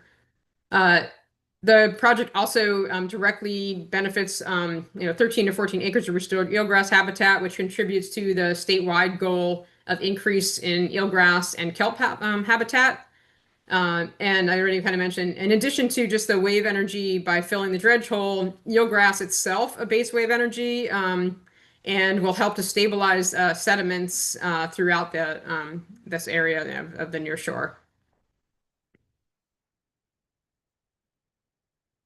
So why is the project needed? How is the project going to benefit protection and DNR, I don't work for DNR, although I used to. DNR is the steward of 2.6 million acres of state-owned aquatic lands. And one of their current primary objectives is to restore native eelgrass beds. So I already mentioned in the last slide, that this does also follow kind of the goals of the statewide eelgrass goals too, in terms of restoring up to, I think it's 10,000 acres by 2040. While 13 to 15 acres or so doesn't seem like a big addition to meeting that goal, there are limited opportunities around the sound to really find these types of sites in order to do that. In addition to just filling the hole and adding the eelgrass to it and getting that expansion that way, just by removing the rock itself will allow for that landward expansion. Our scientists at DNR are really expecting that we'll get a lot of natural recruitment of eelgrass really shortly after that rock is removed. The project also directly meets the priorities of the Puget Sound Partnership and the action agenda. Its eelgrass recovery and armor removal are noted as in the vital signs and the implementation strategies of the action agenda. One through the marine vegetation implementation strategy, and another through the shoreline armoring and implementation strategy.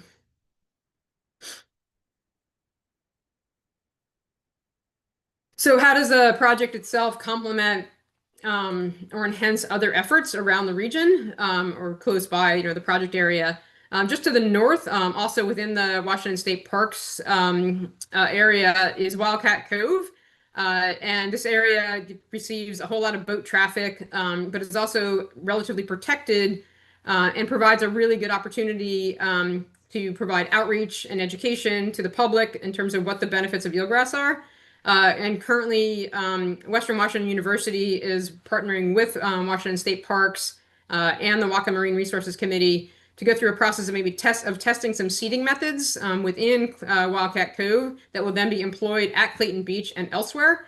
So we're seeing this project as having not just benefits here at this particular project, but over the long term, providing opportunities to expand the knowledge for eelgrass recovery around the Sound. DNR and Northwest Straits Foundation both have a strong focus on nearshore restoration. With those focuses really looking at increased climate resilience for habitat and species.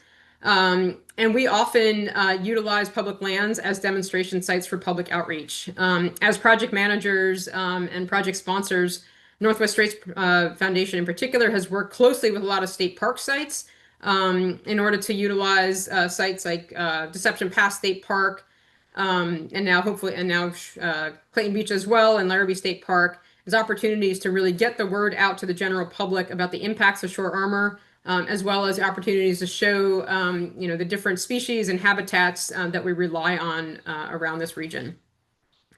The project also complements the goals of the beach strategies project that was completed around the region to kind of identify opportunities for protection and restoration of our beaches. And in this particular case, Clayton Beach was noted as having a recommendation of enhancing high for sediment supply and forage fish. So if you're not familiar with the beach strategies modeling, it basically identifies locations and particularly looking at bluff areas, where there opportunities to either enhance, restore, or if there are no opportunities at all, those opportunities to find sediment supply through feeder bluffs, as well as through forage fish recovery. And while this isn't necessarily a typical feeder bluff setting, again, by restoring the dredge hole and adding that beach nourishment to the beach, we'll be maintaining that sediment supply.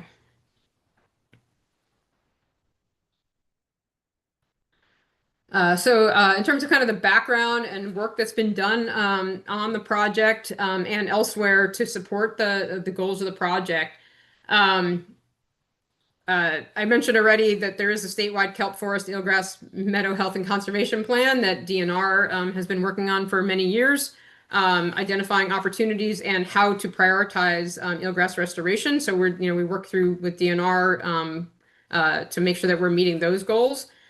We've done extensive studies here, just for this particular project through a feasibility study, and into our design actions to make sure that we are looking at this project from a scientific perspective first. With that, we've done extensive eelgrass surveys. We've done sediment sampling on the beach as well as around the eelgrass beds to make sure that the sediments that go into the dredge hole are compatible at the top layers for eelgrass recovery. And then as far as the nearshore sediments, doing sediment testing there to ensure that if we do place any of those sediments into the dredge hole as part of this beneficial reuse process, and that's where they came from, that they are still clean, clean enough to be used, and they are. All of our studies have shown that the sediments, came from the subtidal area, and there's absolutely nothing in there of any concern. And the pilings as well, we will not be putting those in the dredge hole, but the pilings are also not creosote treated, so that also reduces the costs for disposal of those materials. In terms of needs for protection of habitat and species, there's a wide array of species that utilize, the nearshore and the subtidal areas in addition to those eelgrass beds. Certainly, we've got salmon utilizing the entire nearshore coming out of the Skagit, out of the Nooksack, out of the Samish, and there's also some local creeks that also are supplying salmon to this area as well. U.S. Fish and Wildlife Service species in terms of birds and fish. They identify bull trout and critical habitat in this area. Chinook salmon, marble murrelet are key species for them. And then, of course, from the Washington Department of Fish and Wildlife perspective, our forage fish, surf smelt, sand lance, and herring are of concern. There's definitely Dungeness crab utilizing the nearshore, and then the estuarine and marine wetland habitat as well. I have yet to see a Townsend big-eared bat in the area, but it's exciting to see that there's potential for that. And just on an aside, our project partner at Herrera, Andrew McLennan, who's our coastal geomorphologist on the project, was down there a few weeks ago, and a gray whale happened to be coming by. So it's you never know what you're going to see when you're down there. But there's definitely a variety of habitat, and the extensiveness of the existing eelgrass, is definitely providing habitat for these species while they're in the nearshore environment. Hey, Lisa. Yep. You're just a little over the 20-minute limit, and I know you have quite a few slides. So if Okay. you could sort of quickly, I want to give you a chance to get through them, but kind of quickly move through them. That'd be great. I can do that. Okay, so you asked about suitability for protection. Again, this is a state park, and the Bedlands as well are managed by Department of Natural Resources. And so, limited chances that the area is going to be modified in any way in the future. So we've got, really good opportunities for long-term protection of the park use as well as ecological functions here. So I'm not really, we're not concerned about the site being transferred to anything else in the future. This is kind of just showing a little bit more about from the eelgrass and dredge hole perspective, along with the beach. The beach nourishment, again, is going to provide that long-term protection to the shoreline. In terms of the design of the project, for the nearshore piece, I think I've already been mentioning it. We're going to be adding a lot of beach nourishment after we remove all the rock. There will be a groin structure going across shore in order to maintain the sediment supply. We normally do not advocate for having cross-shore structures, but in this particular case, it's necessary, and it's actually kind of modifying, or not modifying, it's recreating how the geology of the site would have been historically. There were a couple pocket beaches. And then moving into, I've already kind of mentioned this already, but there's the beach nourishment that maintains the site for the long term in terms of having that the beach profile that's needed.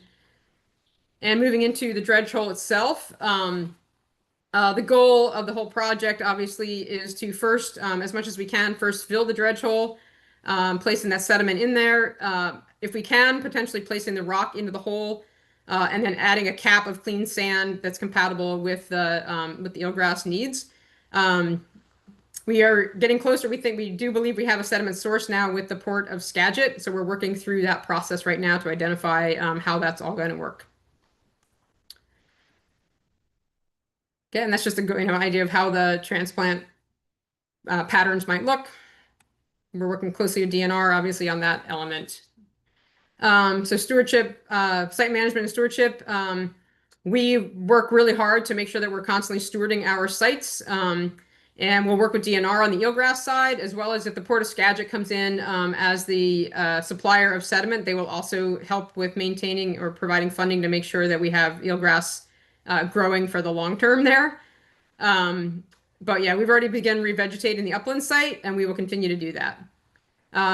We are constantly engaged in the community on this project, mostly right now through our vegetation actions, but we also are communicating with our legislators and with all the different landowners and project partners as well. And there we are. And so this kind of just, last slide or so, just sort of, we've had a wide array of funding and support in order to get to this point where we're ready to get into the implementation of the project, from everything from state, federal, local, and private funding sources. So lots of support over several years to get to this point in the project phasing. Kind of just our next steps. Obviously, we're aiming as soon as we can, as soon as we get sort of our sediment source kind of finalized. We're aiming to submit permit applications, but really the biggest aspect of this is acquiring funding for the entire project. The project costs may go down significantly if we can actually get the Port of Skagit to really pay for a lot of those costs related to bringing the sediment in, but we are still working through those details. That's it. Questions? Great, thank you, Lisa. Appreciate that. Apologies for going over. What's that?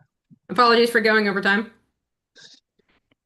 Yeah, no worries. Yeah, you just need to tighten it up and maybe write a script, just kind of stay on track and stay within the limit. All right, Cindy, go ahead and start. Hi there. Thanks, Lisa. It was a great presentation. I just had a question. You're one of the few people who submitted the budget but didn't break it down. And I'm new, so I don't know the rules if you're required to show us how you do it. But I didn't see any money, because it wasn't broken down, for the riparian part. So, and I couldn't tell from your presentation, are you also planting riparian area, or are you just hoping that through the progression, this is going to rebuild itself? I wasn't sure what your plans were. I know what you're doing out in the water. Are you doing anything along the shoreline? Yes, we're definitely doing apologies. This is my first time applying for ALEA, and I didn't actually see maybe I just missed it, but I didn't see where to provide that broken down budget yet. So I kind of assumed it was in the next phase. But yes, the upland aspects of the project, we have already started with the vegetation management, which is sort of a unique thing for us for restoration. Normally we have to wait, but yeah, we put in 2,000 blades of eelgrass over the last couple weeks. And we're just waiting to finalize a cultural resources assessment on the upland aspects of the project area to get ready to plant actually and trees and shrubs and all the native vegetation starting in the fall. Then we'll just keep continuing to do that. But yeah, having that riparian zone is really critical to the success of the project. Okay. Just wanted to see if that was in the scope of this one. So thanks so much. Yeah, this one we've kind of focusing the funding on this in the dredge hole, but some things may be changing again if we can get the Port of Skagit to pay for supplying all the sediment. Then we may want to transfer this over to more to the nearshore pieces of it. But the entire project is directly linked together. We really we can't really do one without the other.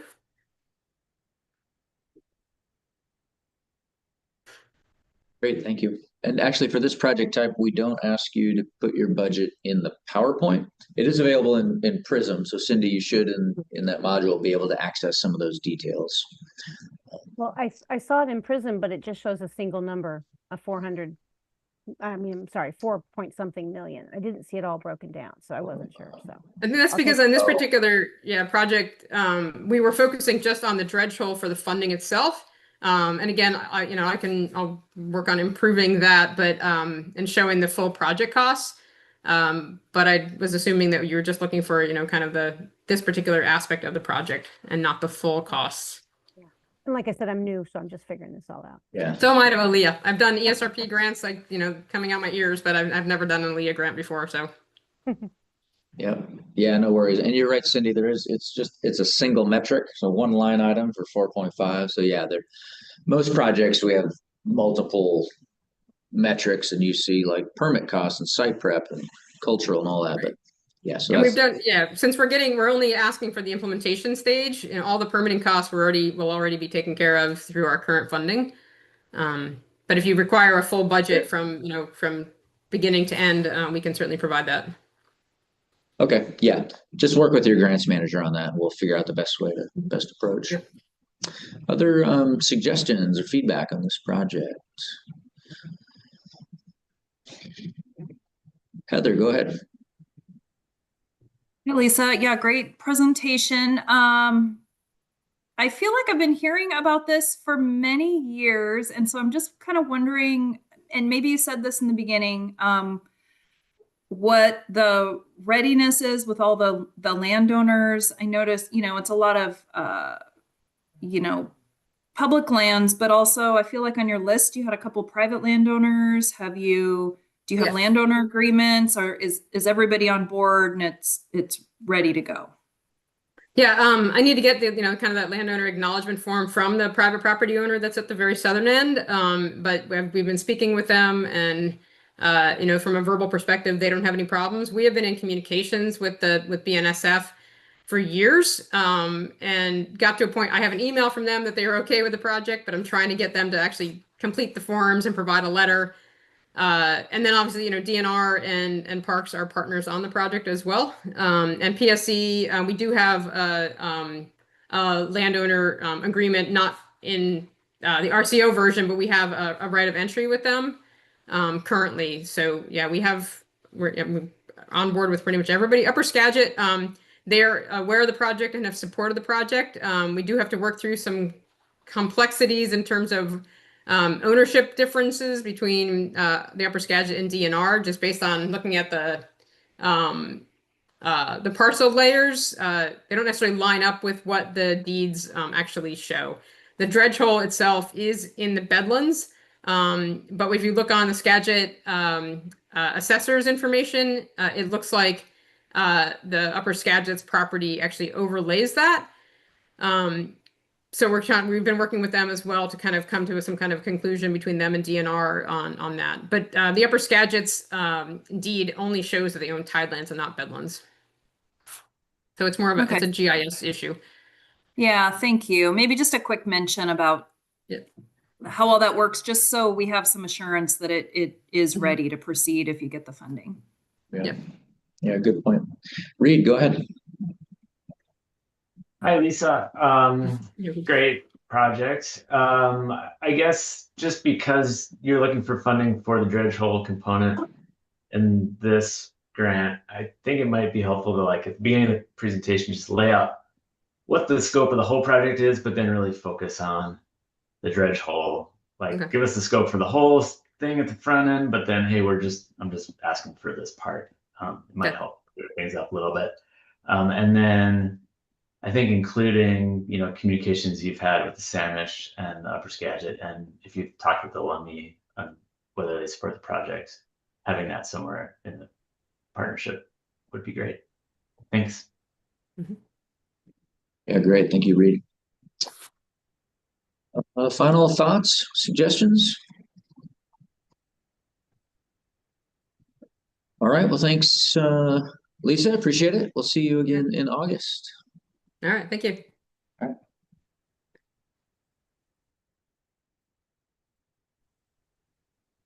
All right. Next up, Snohomish. Just a few counties to the south. Carol, welcome. Are you presenting this one? Yes. All right. I'm pulling up your PowerPoint for you, and I could pass you controls if you prefer, or advance the slides for you, whatever you like. I can do it. I'll give it a try. Okay, sounds good. Can you see that okay? Yes. Perfect. All right, let me find you. Go ahead and click on the screen. That should give you control. Yep. Okay.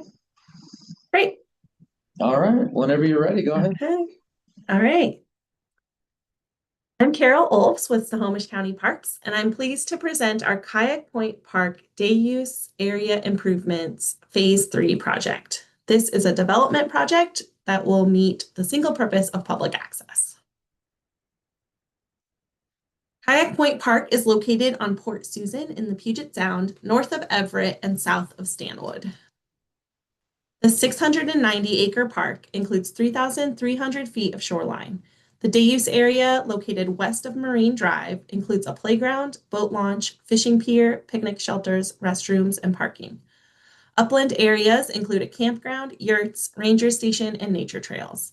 The surrounding area includes suburban neighborhoods, a disc golf course, rural residential parcels, undeveloped open spaces, and Tulalip Tribe's reservation lands. Established in 1972, the park is a major regional destination for waterfront recreation. The day use area has been renovated in phases since 2016, and each phase has benefited from RCO funding. This project continues those phased improvements to modernize the waterfront facilities, adapt to sea level rise, and ensure long-term public shoreline access. The grant for Phase 3 will complete the day use improvements by focusing on the northern portion of the park's water access features.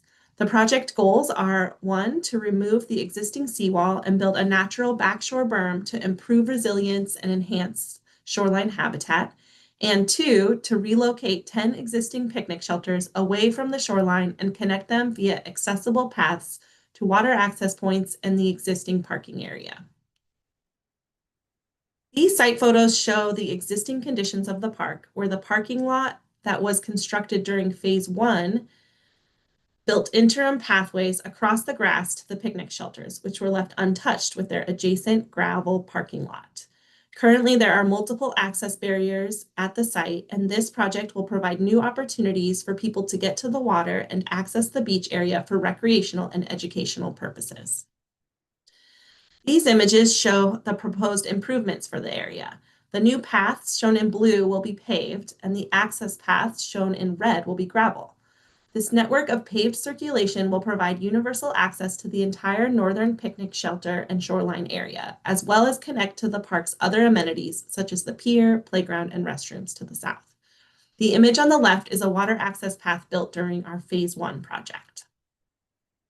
The project also renovates and improves existing public access opportunities for recreation and education. The picnic shelters that are currently along the shoreline are one of the most beloved amenities at the park, and by relocating them a bit further away from the shoreline, they will be out of the active storm impact environment, yet they will still be available for gathering and socializing, even more available because they will be accessible from paved pathways. Another key feature of the project are the access paths to the aquatic lands that are designed to protect the integrity of the environment. The designated access points will be installed like the image on the left from Phase 1 to replace what is currently existing where the shelters are directly on the beach edge. The enhanced backshore berm will be planted with shoreline vegetation and protected with wood fencing while the plantings establish.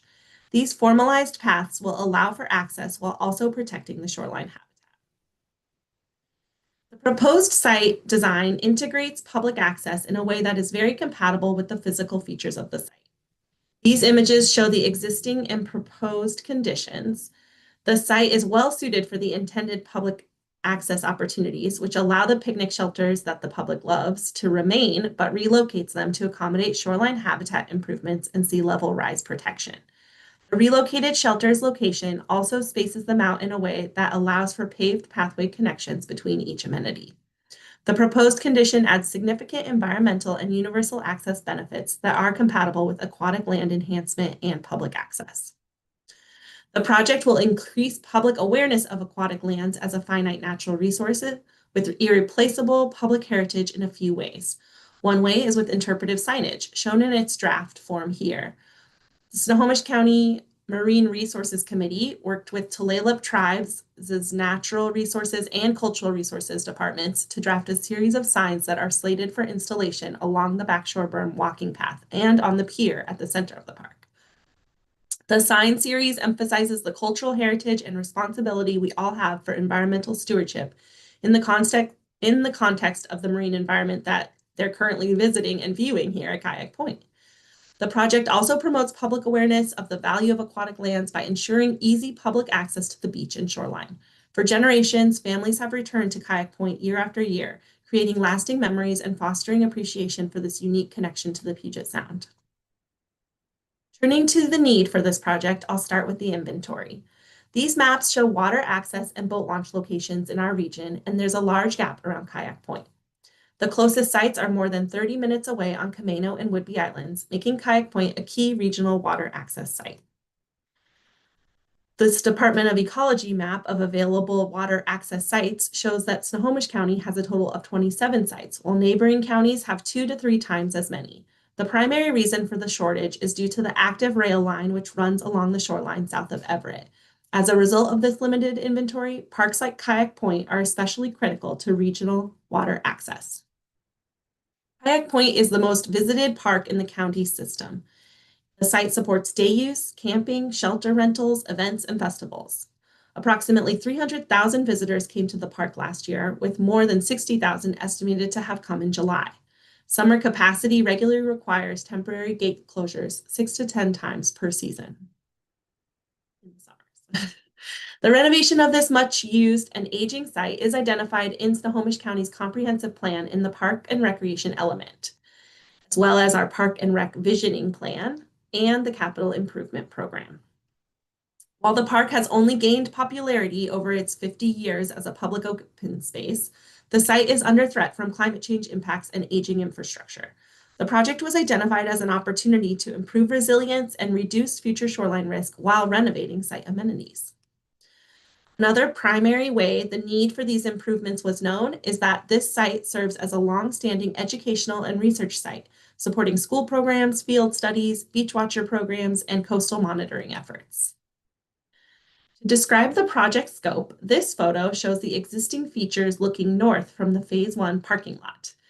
To the left are the existing picnic shelters along the shoreline, a gravel parking area, and the water trail campsites to the north. Now looking to the south, again, you can see the picnic shelters along the beach, the boat launch and fishing pier in the background, and the temporary paths through the grass area that were built at the end of Phase 1 as a placeholder until Phase 3 could be completed. This plan shows the proposed relocation of the 10 picnic shelters. They would be moved back away from the shoreline to make space for a natural backshore berm, a soft shoreline protection measure designed to mimic the natural conditions of the beach substrate, enhance habitat for forage fish and other nearshore creatures. You can see in the left picture what a high tide and storm damage looks like for these shelters in their current location. Water trail campsite area will be landscaped and renovated. This plan shows the proposed location of the paved pathways in blue and the gravel beach access points in red. The picture on the left is one of those access points constructed in Phase 1. Along the blue paved paths, there is also an accessible overlook designed for those that can't maneuver over the beach logs to still be able to get closer to the beach. The paved pathways will provide universal access to the shelters and the parking lot while connecting to the northern amenities with the rest of the park. As we review the project design, I'll reiterate our 2 goals shown here. The first goal is to soften the shoreline, as shown in this plan with the environmental improvements highlighted with orange circles. The project will remove the existing seawall along the entire portion of the park. During Phase 1 construction, we removed a small portion of the wall when we installed the boat launch, which provided a very good idea for the cost and restoration considerations needed for Phase 3. Removing this long portion of seawall will provide opportunity for the beach sediments to move naturally along the shoreline instead of being inhibited by hard armoring. The soft shore berm shown on the right in a Phase 1 portion of the site provides robust plantings and shade trees that will grow over time. In the picture to the left, the current condition is mown grasses and a steep grade between the new parking lot and the beach. Here's another image of a high tide on a stormy day, which inundated the park with seawater. The project removes paving from along the shoreline and builds a soft backshore berm, raising and moving back the recreation amenities so that they are not impacted by nor exacerbating the storm surge impacts. These cross sections show how the berm's 3 to 5 feet of added elevation softens the shoreline and provides a better balance between recreation and environmental protection. The berm will be planted and protected from pedestrians as shown in this image from Phase 1. The second project goal is to create accessible and appropriate recreation opportunities. The plan shows the 10 relocated picnic shelters, new fire pits, walking paths, and the overlook. Here's another image of that existing picnic shelters and just how close to the active beach that they are. Design will reuse existing metal roofs and posts and put the shelters on new foundations. The proposed pathways will connect to the existing parking lot by providing the paved features that connect to the park amenities. I don't yet have a great photo of what the viewpoint is going to look like, but the active current construction of phase 2 project will use these detailed plans to install a southern copy of the one proposed in phase 3. And lastly, here is another image of the designated water access points. The phase 3 northern area has 3 of these paths proposed. These designated areas provide opportunities to get down to the beach while protecting the new shoreline plantings until they're established, as shown here in the phase 1 section. The project budget was informed by 2 previous phases of construction, the bid tabs and the schedules of values. The previous projects have allowed us to ensure we have realistic expectations for what would be needed to construct the northern and final portion of the project. The primary costs are the grading and site fill, the shoreline berm, the picnic shelter reconstruction, and the pedestrian paving. Because the project is fully designed and construction ready, we believe it could be constructed in the winter of 2027 and be open the following summer season. The project's public outreach process began in 2015 and continued through 2019 with ongoing stakeholder engagement. Because the project has been partially constructed, we've benefited from ongoing community involvement whenever a local newspaper writes up an article or our local partners post about the project to their networks. In particular, I've directly engaged with classroom teachers, permitting review agencies, and planning groups who focus on shoreline restoration to meet on the site and talk about this project as a precedent for soft shoreline armoring and coastal restoration. Our public meetings early on in the process identified priorities that have been incorporated into the design and reiterated throughout the phased implementation. Coordination with regulatory agencies has spanned over a decade on this project and includes tribes, state, federal, and local governments. As a regional destination, the park serves users from across Snohomish County and beyond. In particular, the engagement focused on marine restoration and habitat organizations, and we've worked in partnership with dozens of organizations, neighbors, and local community groups. As I mentioned, those early public meetings and design charrettes set the stage for the community priorities that have carried this project through multiple phases. The idea map shown here has many of the phase 3 scope items that were actually highlighted during early outreach, including picnicking, social gathering, walking, habitat improvements, storm damage, and addressing the bulkhead. I'll quickly show how the design iterations look back to the community vision as a guide for creating accessible, diverse waterfront recreation while contributing to Puget Sound ecosystem health. This are the existing conditions in 2015. In 2016, the original preferred concept plan focused on the centralized parking area, but left the northern area unchanged. In 2018, the soft shore berm design prompted the relocation of the shelters. In 2019, further refinement of the backshore berm avoided regulatory habitat impacts along the shoreline. And then the shelters moved around a bit so they weren't all jammed together, and this refined concept located the backshore paths and beach access points. And finally, this 2020 rendering is pretty much what the construction drawings look like. The project maintained community preferences while negotiating complex permitting and regulatory requirements.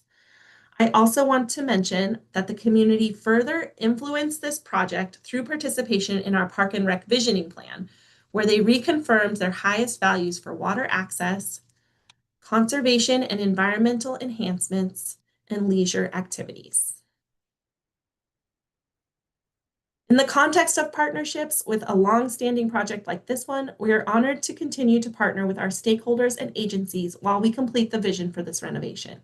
And we look forward to completing what we set out to achieve. We promised the community and our partners that this day-use area would be completely renovated, and this important phase 3 project would allow us to complete that vision. And that concludes the presentation. I look forward to hearing your comments. Great, thank you very much, Carol. All right, suggestions from the committee. Questions?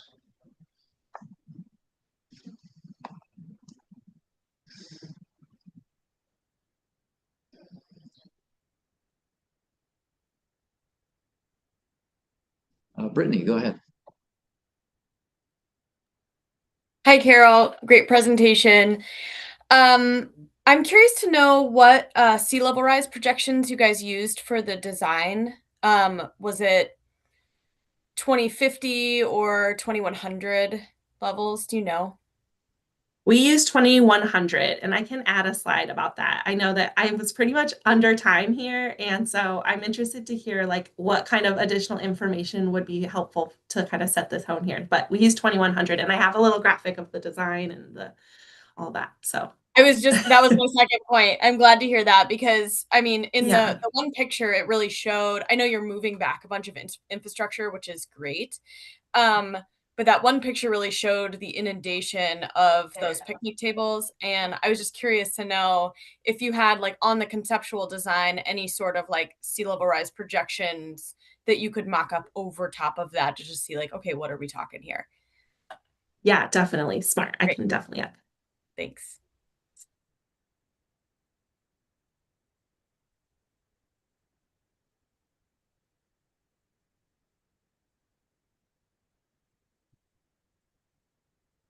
Yeah, Carol, you were about 5 minutes under.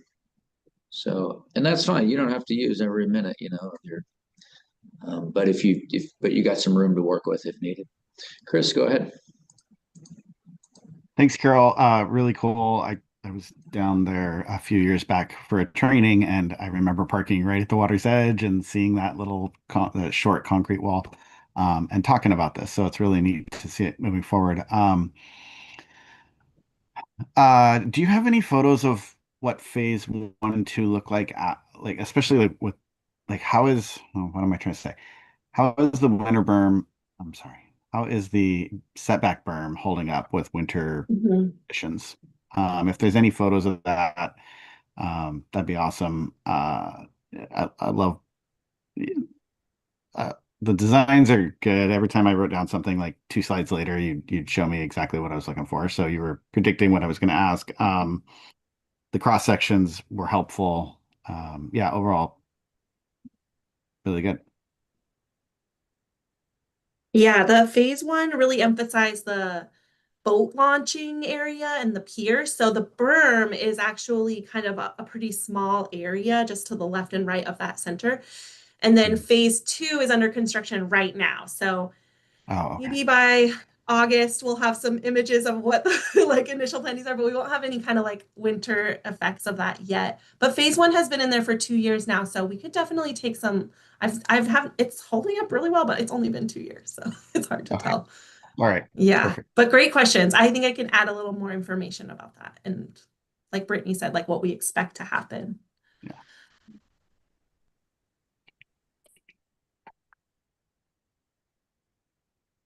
Great, thank you. I was wondering that too, the timing of these phases. So it sounds like phase 2 is under construction or you're going to construction soon? It's under construction right now. Okay. So that had a 2022 LWCF grant. Oh, nice. Reed, Maybe a go. little more information about the previous phases would help add context. Well, say that again. Would more information about the previous phases help to add context?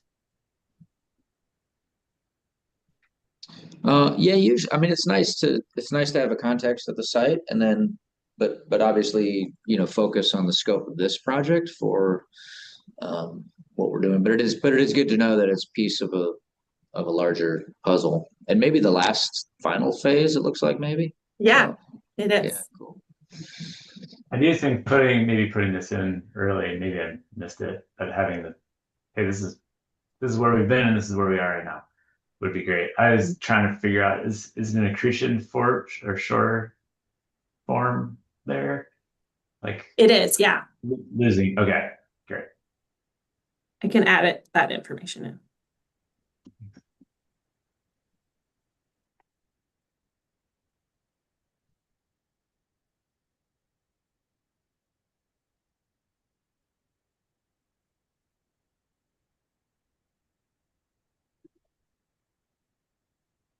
All right. Any other thoughts or comments? All right, well, thanks. You'll be getting some written comments as well once your grants manager gets this returned to you in the next couple weeks. So, Okay, thank you very much. all right, thanks, Carol. See you in August.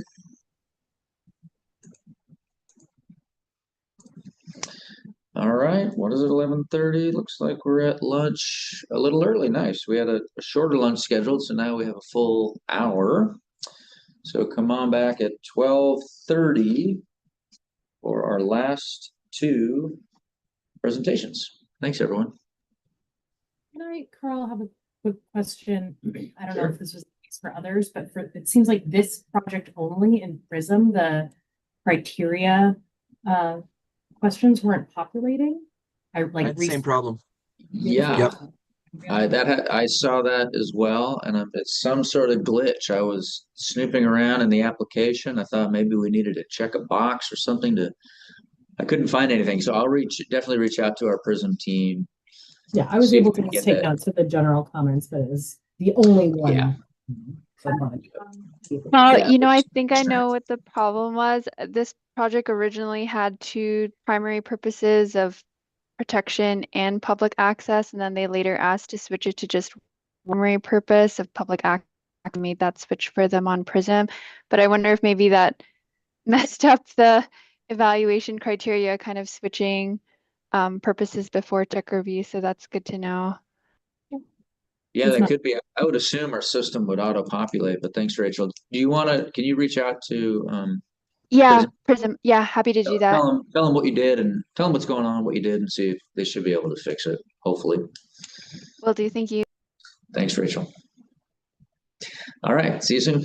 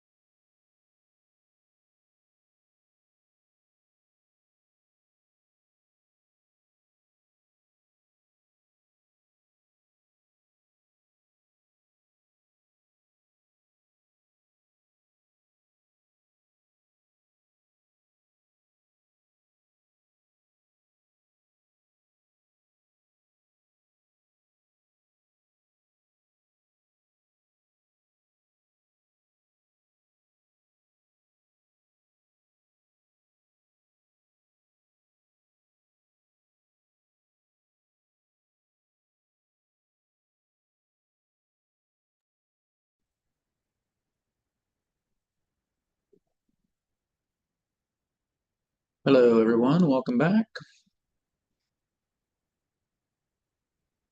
It's like Rod is here from Wacom. I am here. Can you hear me all right? Thanks.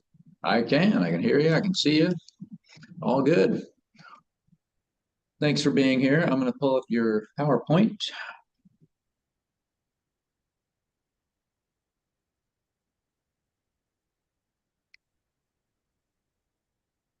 There we go. Can you see that? I can. Great. And I can advance slides for you or pass you controls, whatever your preference is.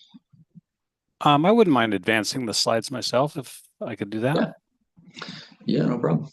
All right, click on the screen, make sure that activates for you. Yeah, looks good. Yep, we're good. Great. Well, Rod, whenever you're ready, go ahead. All right, I'll get started. Good afternoon. My name is Rod Lamb, Design Development Manager for Whatcom County Parks and Recreation. And I'd like to thank you for the opportunity to present our project for Silver Lake Park. Our project is located in northwest Whatcom County, roughly 32 miles northeast of downtown Bellingham, and 4 miles north of the foothills community of Maple Falls.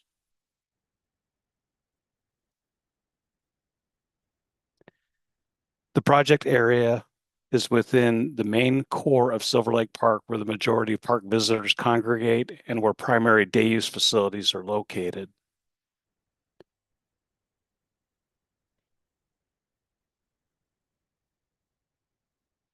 The historic private fishing resort was acquired by Whatcom County and established as a public park in 1966. Silver Lake's popularity with local residents and visitors is no surprise given the scenic beauty and access to the aquatic resources. Silver Lake Park is truly the flagship regional park in Whatcom County. The 400-acre facility offers access to camping, facility rentals, hiking, horseback riding, picnicking, swimming, fishing, and boating. Whatcom County Parks also offers canoe, kayak, pedal boat, and paddleboard rentals.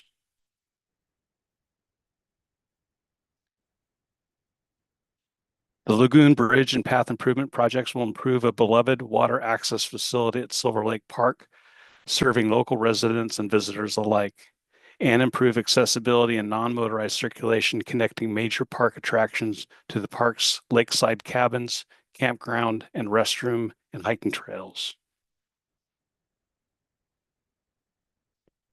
This project will fulfill the public access goal of the ALEA funding program. In fact, access and accessibility are the primary objectives of this project. The project focus is renovating areas that surround a shallow lagoon within the popular day use area for the park.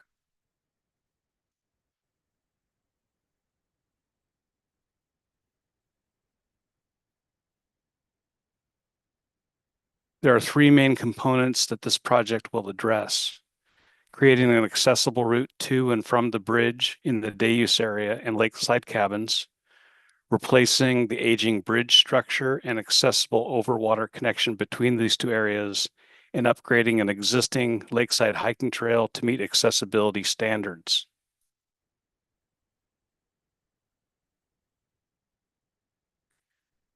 With these improvements, park visitors will gain better access to the lake, lakeside cabins, trails, and campgrounds. We will look at all these areas in more detail, starting at the day use and lodge area. By taking advantage of an existing gravel path network as a framework for replacing selected paths, an ADA accessible route will wind through the day use area.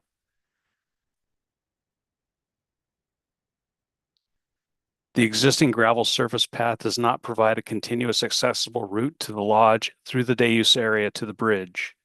While the slopes along this route are gentle, the path surfacing material is not compliant, and there are areas that will need to be regraded and widened. The new asphalt path will connect various existing picnic tables, barbecues, benches, and along its length. The generous asphalt path would follow the gently sloping topography to minimize earthwork. Paralleling the shore lagoon, the path would then connect to the bridge. Materials throughout the project will allow for high contrast differentiation to act as a visual cue for path delineation. For example, the accent banding on the edge of the path shown here. Next, along the route is the existing overwater structure that we commonly refer to as the lagoon bridge. The lagoon bridge is a central component that connects park visitors and campers throughout the site. However, it is far more than a structure that crosses the Silver Lake Lagoon. Even though it's very important for intra-park connectivity, it also acts as a primary attraction and connection to water access. Popular activities include fishing, swimming, nature viewing, and people watching.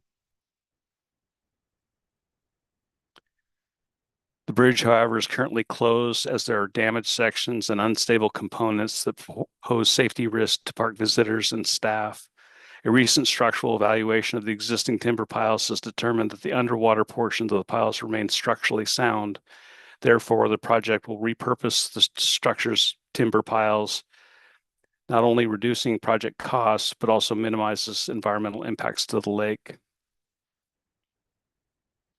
Unlike the current bridge, the renovated lagoon structure will serve as an extension of the accessible route from the lodge. From there, a new asphalt path continues on the north side of the lagoon, connecting lakeside cabins and park amenities beyond. Further, the bridge will provide swimming access and feature swim ladders to aid in swimmers getting in and out of the water. The northern platform will focus on fishing access. There are bench seating as well as lowered railings on the sides to provide accessible fishing opportunities. Apologize, got out of sequence. Let's skip to slide 21. For the final, I'm sorry. The bridge will incorporate regulatory required light penetrating decking and durable composite decking. For the final component of the project, we'll now turn our attention to the existing hiking trail located north and west of the lagoon.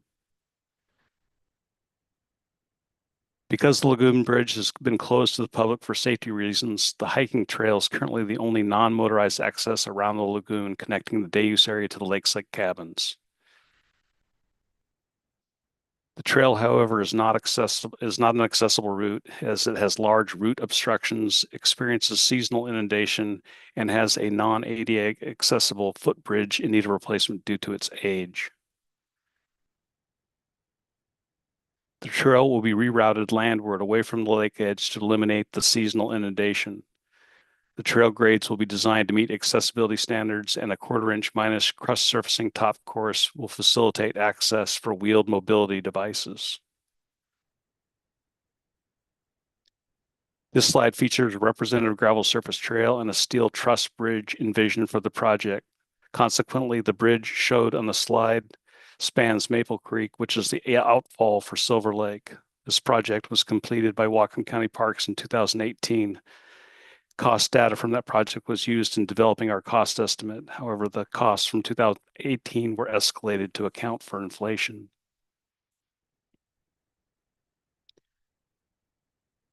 Silver Lake Park is unique. No other comparable recreational facilities that offer such a wide range of day and overnight uses exist within the 25-mile service area, the closest being Larrabee State Park, which is 40 miles away. Silver Lake Park is a year-round facility, although summers, spring, and fall are most popular, as that is when the park is fully operational, offering camping and overnight cabin accommodations. We know our proposed project is highly desired as water access has consistently been identified by Whatcom County residents as the highest priority during community surveys conducted during the periodic updates of our comprehensive park, recreation, and open space plan, including the last update that occurred in 2024. Parks has also recently engaged in several community outreach efforts that will be covered more thoroughly in our project engagement section of the presentation. Silver Lake attendance represents a significant percentage of our total park visitation across all of our facilities, equaling an average of more than 24% over the last 5 years.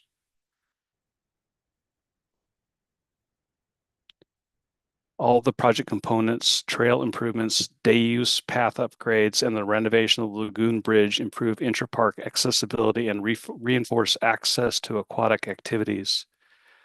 The 8-foot wide accessible pathway replaces an existing gravel surface trail that serves as the primary route to the shoreline picnic areas, Lagoon Bridge, and lakeside cabins and campground. The 6-foot wide gravel surface trail and bridge is a reroute of an existing lakeside hiking trail that borders the western shore of the Lagoon Bridge. As mentioned earlier, it's seasonally inundated due to its proximity to the lakeshore. The reroute will improve access, but also provide year-round access. Abandoned sections of the existing trail will be stabilized with restoration planning compatible with the fluctuating lake levels.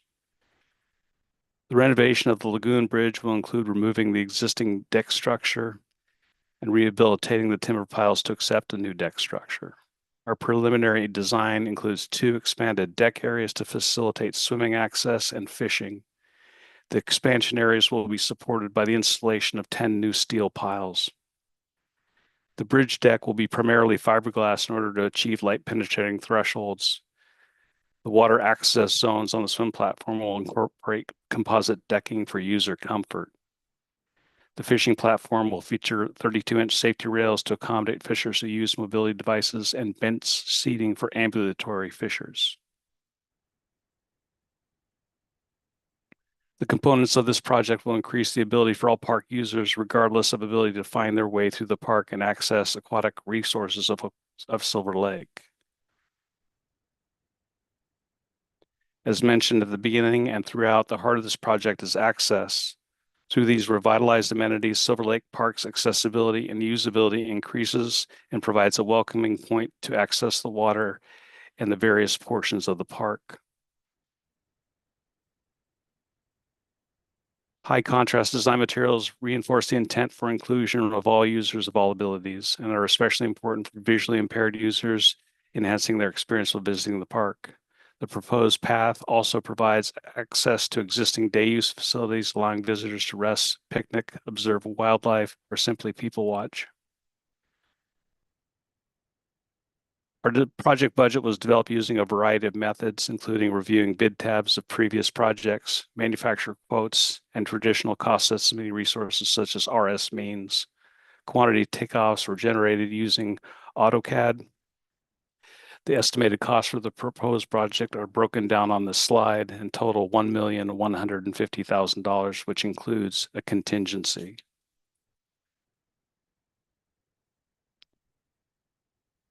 The department is engaged with the community through a combination of strategies that included park staff and guest interactions, visitor surveys, public meetings, and stakeholder engagements. In September of 2025, the department met with local residents of the overburdened East Whatcom County during a meeting of the East County Community Council. The department introduced the project and solicited public input that informed our project engagement approach. This included a commitment to conduct a community survey and perform an engineering assessment of the bridge. In early 2026, the department developed a community survey that was sent to park users who have rented at Silver Lake Park, campers and rented cabins. It was also heavily promoted in the local community with flyers posted at businesses and advertised on the web and social media postings. Its reach was amplified by local partners, including the East Whatcom Community Council.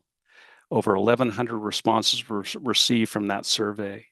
These efforts to engage with the park visitors and local residents has shaped the design shown in this presentation. Following the community council meeting and receiving the responses from the survey and after the structural investigation, Parks held a meeting in April of this year to gather input for the project.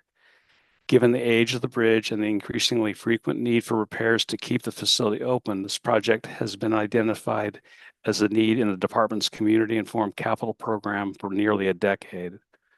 Over the past year, with the structural failings forcing bridge closure, the project has been supported by the Whatcom County Parks and Recreation Advisory Commission, and heightened community interest and concern has elevated the project urgency. Community input received in the fall of 2025 resulted in the department prioritizing this more extensive capital renovation project over the less expensive option of simple removal. As a result of early community input, the department committed to an assessment of the facility to inform project scope, as further informed by community survey and a subsequent public meeting. Support for the project was expressed overwhelmingly, and with the knowledge that the existing timber piles could be reused, the project scope presented here to improve opportunities for swimming and fishing and to improve connectivity between park areas aligns with public input received throughout the community input process. The project has been supported by a number of informal community partnerships. These largely result from the department's effort to engage with local community stakeholders to improve recreation-related community outcomes. This includes coordination with both the East Whatcom Community Council and the Chuckanut Health Foundation. Coordination with the East Whatcom Community Council has been instrumental in promoting and hosting public engagement opportunities associated with the project in order to receive meaningful public input as previously discussed. The community's desire has also been informed through the park's participation over the past year with the State Department of Health's Rural Health Equity Zone, or HEZ process. This community-driven process has identified increased recreational opportunities, especially those that reflect the area's natural amenities as important community priorities. In addition to informing the general community's desire for increased recreation opportunities in East Whatcom County, the HEZ process directly benefited the community engagement process for this project, as the Chuckanut Health Foundation provided dinner for participants of the April 2026 public meeting. It's worth noting that while a formal friends group supporting Silver Lake Park has not been formed, the community engagement process has resulted in community members coming together to discuss the possibility of forming such an organization. The community survey administered for the project asked specific questions related to community willingness to support the project with donations, and there was an indication of community support. That concludes the presentation of the Silver Lake Access Improvement Project. I really appreciate your time and the opportunity to present this project, and I'm happy to answer any questions. Thank you. Great, thank you, Rod. Appreciate that. All right, feedback, suggestions from the committee. I'll hop in with the feedback. We've provided nearly every applicant, which is that we're seeing cultural resources costs increase, and I think it's likely that your $30,000 budget might not be sufficient. You know, I don't know for sure. I would just encourage you to look into that. Make sure you have a firm bid, and especially since we've learned there's you can't ask for more money after this application's in, so you want to make sure you ask for what you need. Thank you. Appreciate that. Please. Other suggestions?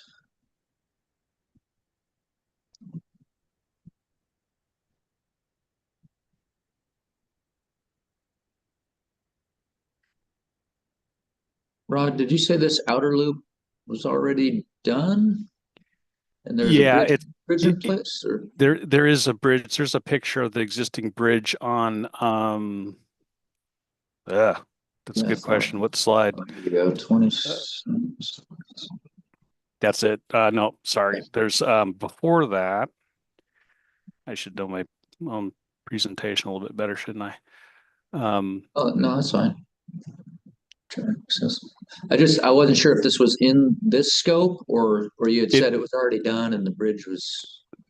That is included in the scope of work currently. There's the bridge that we would be replacing. Okay, so that's existing. Yep. Gotcha. So that the route. This is like an example of what you want to put in. Exactly right. Yes, sir. Okay, great. Reed, go ahead. Hey, thanks, Rod. Question of, you mentioned there was some mitigation plantings or some restoration plantings in maybe the derelict part of the trail you're going to plant, and maybe you just show that on the graphic. And then I'm curious if you need mitigation for the project, and if there are opportunities on some of the shoreline that is not as heavily used to do some planting. Yeah, I believe will be, because we're going to reroute that trail so that it's not inundated seasonally, which is it's going to leave somewhat of a scar. So we'd want to restore that with appropriate plantings in that zone.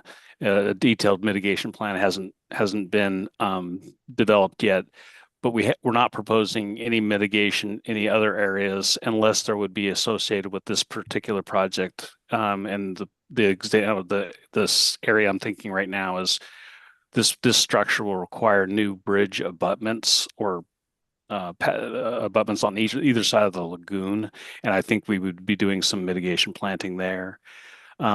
We have some experience with Silver Lake doing some projects, like we've installed a dry hydrant, and a part of that project was included requirement for mitigation with WDFW.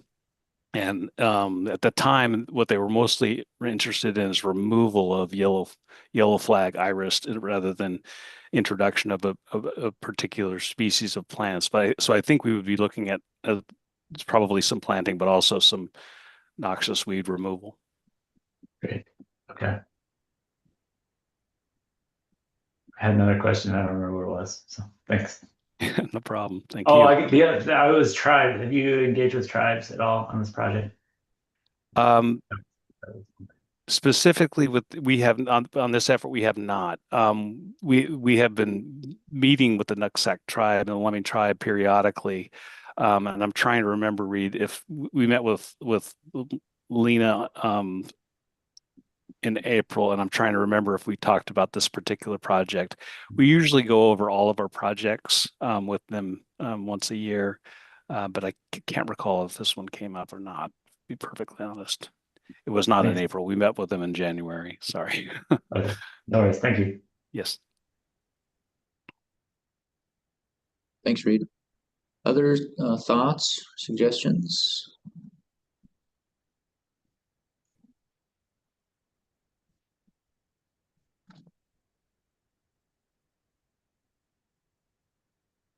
I was just curious.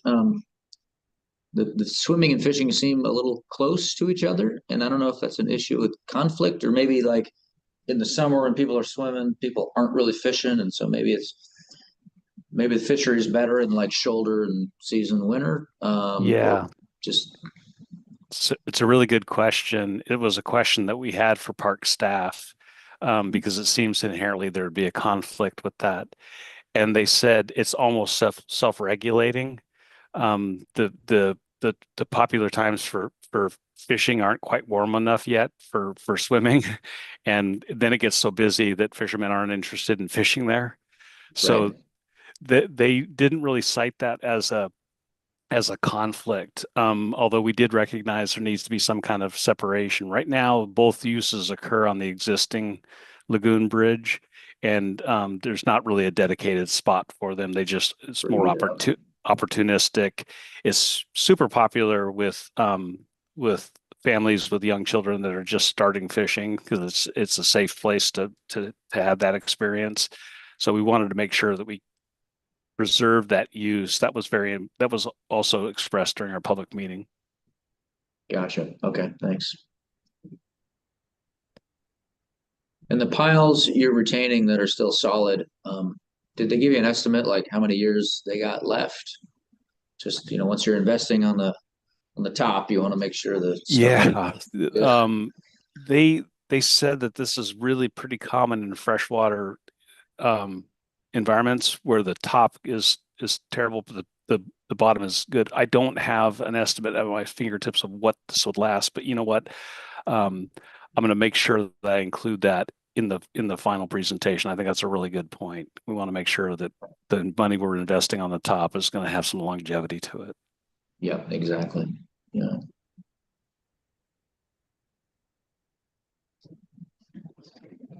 Other questions? Feedback? Oh, there was one with a bunch of graphs. Oh yeah, public. Yeah, this year. Let me pull it up. It's pretty small for all of us to read on a little computer. So if you could just split it into 5 slides if you want to highlight all 5 responses, or whichever ones you do want to highlight. Yeah. And flip through them as you're talking about it, so we can see the details. Yep, that's a really good point.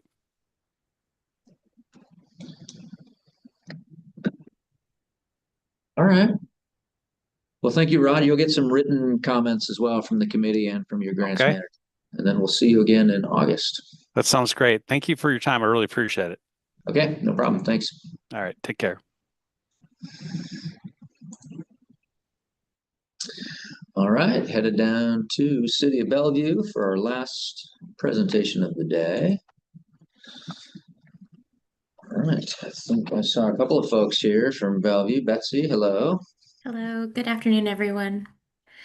Carl, I'm joined by a couple of my colleagues, actually, Kim Bowie and Ryan Walker, and Kim's actually going to be running the slideshow for us, so she'll be taking control. Okay, I can pass controls over to Kim. Can you guys see that okay? Looks good to me. Okay, good. All right. Kim, go ahead and click on the screen, make sure that works for you. Yep, looks good. All right, whenever you're ready, go ahead. Great, wonderful. Well, good afternoon, everyone. Thank you so much for the opportunity to present this project on a Lake Sammamish Acquisition Edition. My name is Betsy Anderson, and I'm here from the City of Bellevue Parks and Community Services. And as I mentioned, I'm joined by my colleagues, Ryan Walker and Kim Bowie. Next slide. This slide illustrates Bellevue's location in central Puget Sound in East King County. The project site is on the west side of Lake Sammamish. You can see with the red star. While Bellevue lies between 2 lakes, there's no public park on the city's shoreline with Lake Sammamish. Next slide. Here's a closer view illustrating how the city's phased property acquisition is laying the groundwork for Bellevue's first park on the lake, which will connect the existing Weona Park, which you see in the large green area on the left of the map, and the Lake-to-Lake Trail, which is to the west, to the shoreline. Parcel acquisition to meet this goal began more than 30 years ago and has accelerated recently. The project sites are outlined in solid red, and you can see that they're just adjacent to properties that the city has already acquired, as well as 2 parcels that will be acquired with a real estate option agreement, which will allow the city to fully acquire those properties in the future when the owner is ready to sell. Next slide. This aerial view provides a better illustration of conditions on the ground and the location of the subject properties, which you can see in red type. They're just south of a property acquired using RCO funding from the 2020 WWRP Water Access Grant Program. Goals for this project include meeting the city's longtime vision to provide a park on Lake Sammamish and connect the Lake-to-Lake Trail, the protection of more than 500 feet of public shoreline, and the ability to provide easier access into the site through the 1808 property on the south, which offers much gentler topography. Next slide. Criterion 1 fit with public access goals. Next slide. The shoreline of Lake Sammamish in Bellevue is highly privatized, as you can see from the photo, with significantly altered shoreline conditions. This acquisition will allow the city to provide a brand new recreational aquatic opportunity for the whole community, and not only for a few private landowners. Despite its lakeside location, only 12% of shoreline within Bellevue is publicly owned, and all the city's public park sites are on Lake Washington. Comparing the dots on the map, which represent launch and landing sites for non-motorized watercraft, you can see that Lake Sammamish has only 3 mapped sites, compared with 67 mapped sites on Lake Washington and 4 mapped even on Green Lake in Seattle. So this really represents a significant new recreational opportunity on a regional level. Next slide. The addition of this project to the city's previous acquisitions will enhance the city's ability to develop a park site that allows a balance of recreational use at the water's edge with restored shoreline areas that will enhance native salmonid habitat. The southernmost parcel in the project, seen here on the left, in both the photo and in the drawing, allows access into the site through a much gentler slope. This will reduce the need for soil disturbance, protect mature conifers with reduced grading, and provide additional opportunities for both water-based recreation and environmental education. Next slide. This acquisition also provides the opportunity to remove hardened shoreline elements, as seen in the upper right photo, that are not supportive of native salmonids such as kokanee and coho salmon. The removal of docks, retaining walls, and invasive aquatic vegetation, and the addition of vegetative shading will support fish habitat and increase public awareness about the importance of restoring sensitive aquatic habitats and lakeshore environments like these ones. The University of Washington School of Aquatic and Fishery Sciences has actually been conducting research in recent years using the parcels that the city already owns. And so here you can see one of the floating wetlands that they've deployed to better understand benefits to juvenile salmonids and water quality. Next slide. Criterion 2, need for public access, local priorities. Trails and beach parks are in the top tier of most frequently visited park facilities by Bellevue residents, according to a statistically valid survey conducted for the city's most recent Parks and Open Space System plan. And so this beach park will actually provide shoreline access as well as a really important trail terminus, which we'll share some more information about shortly. Next slide. The vision for a waterfront park and publicly owned shoreline on Lake Sammamish is a long-held goal for the city and its communities, and it's articulated in multiple adopted plans, including the city's comprehensive plan, its Parks and Open Space System plan, and others. Next slide. The vision for a final terminus of the Lake to Lake Greenway Trail is also decades old, as the upper right graphic attests. The Lake to Lake Trail and Greenway, which you can see here in red on the map, was established in the 1980s as a green belt connecting Lake Washington to Lake Sammamish. The approximately 10-mile trail and greenway protects valuable habitat, including significant riparian areas, and provides a network of trails for public access. Although park acquisitions along the route have helped to realize the vision for the past 40 years, the trail reaches the 93-acre Weona Park, but does not extend past the park to the lake shore. This acquisition effort lays the groundwork for that long-awaited park connection at the trail's eastern terminus, and it will also facilitate improved wildlife connections through Weona Park, which is a really substantial open space in the city, and it also includes remnants of old-growth forest. The trail connection here will also connect Bellevue's other neighborhoods that are located to the west, and will greatly increase public access to a shoreline area within the city that has really remained available only to a few limited private landowners over the years. Next slide. Criterion 3, public scope, project scope, public access. Next slide. To orient you to the site in more detail, this project is for acquisition of 2 lakefront properties adjacent to an RCO-funded property, all of which are downhill from West Lake Sammamish Parkway. The photo you can see illustrates a potential public access route through the southern property and shows how those grades are much shallower. Existing single-family homes exist on the parcels, and those are less than 40 years old and would be demolished in order to provide interim public access before the park is fully constructed. To ensure connectivity from Weona Park on the west to the lake and provide access from the road, the city is planning to acquire the upland parcel shown in the red dashed line, but we'd be doing that using other funding sources, so it's not included in this specific project. The map on the right here shows with orange shading steep slope areas. There are also some topographical lines illustrated with 2-foot contours. And the 2 southern parcels here, hopefully you can see through the screen, provide a really important improved accessibility to the site and a connection across the roadway to an upland parcel that the city has already acquired that will be suitable for additional parking. And it can be really tough in this area to find reasonably level spaces for this type of park development because of the slope conditions. And the photo that you see illustrates the future crossing location. In addition to the sloping terrain, the sites feature mature conifers, especially in the upland areas, that the city would maintain and care for to the greatest extent possible in the future park design. And I'm now going to hand the floor over to Ryan, who will continue addressing this project criterion. All right, thank you, Betsy. And thank you, Kim.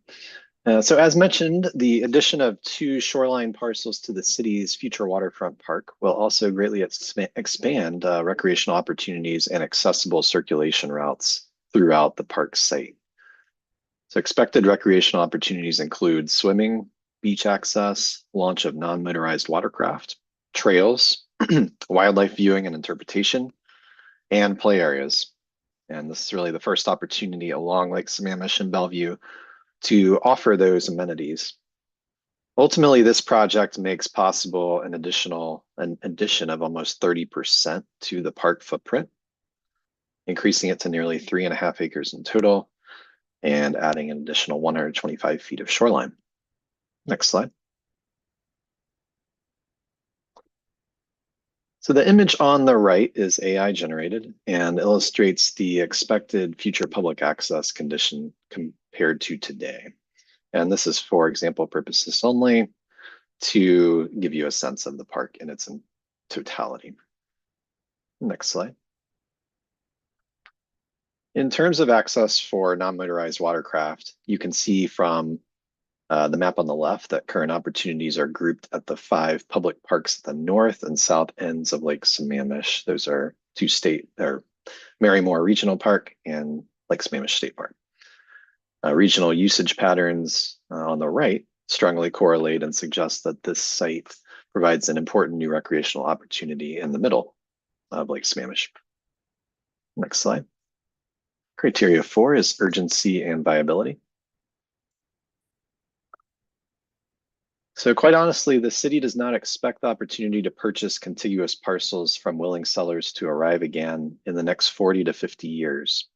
Recently, there has been a significant turnover of existing houses and parcels along West Lake Sammamish as longtime property owners who built houses are downsizing or passing away. And the screenshot from Zillow illustrates some of the recent sales activity. If a property sells, typically the older home on the site is demolished and replaced with a much larger structure. This actually happened next door to the south with a sale in April of 2025. Next slide. Some additional details on the urgency of each parcel. So property 1802, as we call it on the right, was acquired in 2024 under an RCO waiver of retroactivity. And the owner's health was declining, and if the city hadn't acquired the property, it would have been listed for sale. So 1802 is one of the 3 properties that uses the shared access driveway that is with the RCO-funded city property to the north. So it was important for the city to acquire the property to gain control of the access for the future park. And then moving to the southern parcel, 1808, that property land or that landowner is in a financial position where they need to sell now. And if this property isn't acquired, the city would still develop a waterfront park, but due to steep slope conditions and limited access on existing parcels, it would afford fewer opportunities for recreational access and accessible circulation. Next slide. So this slide describes the expected timeline for site acquisition, interim public use, and full park development. Following the RCO grant award timeline in 2027, the 1808 parcel would be acquired the same year with a leaseback option of up to 2 years. The owner has an emotional attachment to the property and wants to stay on the property as long as possible. However, they do understand the requirement for public access if grant funding is provided and are amenable to the suggested timeline. When the leaseback term ultimately expires, the structures may be demolished for interim public access. While the project site is open for interim public access, the city will start the master planning process for the entire new park. Due to shoreline permit requirements, the city anticipates that construction of the new park will start in 2034 and be completed around 2036. And Parks and Community Services currently maintains all the city-owned properties and would continue to do so if these are added through all the phases illustrated on the slide. Next slide, please. Criteria 7 is project engagement methods. A statistically valid survey was conducted for the city's most recent Parks and Open Space System Plan, and it identified beach parks as one of the most desired new park facilities among respondents. The survey reached nearly 470 Bellevue residents in a random sample. Next slide. Because property acquisition is not yet complete, the city has not conducted community engagement specifically for this site in a formal manner. However, the project has been identified as a long-term goal in many editions of the Parks and Open Space System Plan and Comprehensive Plan depicted here, both of which have provided extensive community engagement efforts with multiple tools and approaches. Next slide. Criteria 8, project engagement community. In addition to public feedback received through citywide planning efforts, the community has had the chance to express their support for waterfront park development through the city's Parks and Open Space Levy, which passed in 2022. The levy includes a focus area that is devoted to restoring and developing waterfront parks and restoring water quality in Bellevue's lakes and streams. Next slide. The ballot initiative ultimately passed with more than 55% of residents approving. So we now have levy funds that are supporting the city's contribution to acquisition funding, as well as the future master planning effort for the park, which will offer the community a chance to identify specific elements on the site that they would like to see. Criteria 8 is project engagement partnerships. And the city's phased acquisition of property throughout several decades has allowed Parks and Community Services to identify several potential partners and begin to collaborate with some of them. These groups include Washington Water Trails Association, Save Lake Sammamish, Trout Unlimited, Lake Sammamish Kokanee Work Group, and the University of Washington School of Aquatic and Fishery Sciences. Several have submitted letters of support over the years, and we plan to gather additional updated letters before project evaluation. And partnerships and support are also clearly demonstrated by the city's past success in raising grant funding to support these acquisitions, which are summarized here. This includes significant funding contributions from King County Conservation Futures. And the city is also applying for a WWRP water access grant for this project as part of the match. The city has acquisition funding ready and is committed to the sponsor match. And finally, I'll leave you with this view, which is typically reserved for those that can afford $3 to $6 million houses along Lake Sammamish. The lake has few public access points, but this could be the east end of the city's Lake to Lake Trail, allowing all residents to enjoy this view. So we invite you all to continue to be part of this effort. Thank you. Great. Thank you, Ryan and Betsy. Appreciate that. All right. Feedback from the committee.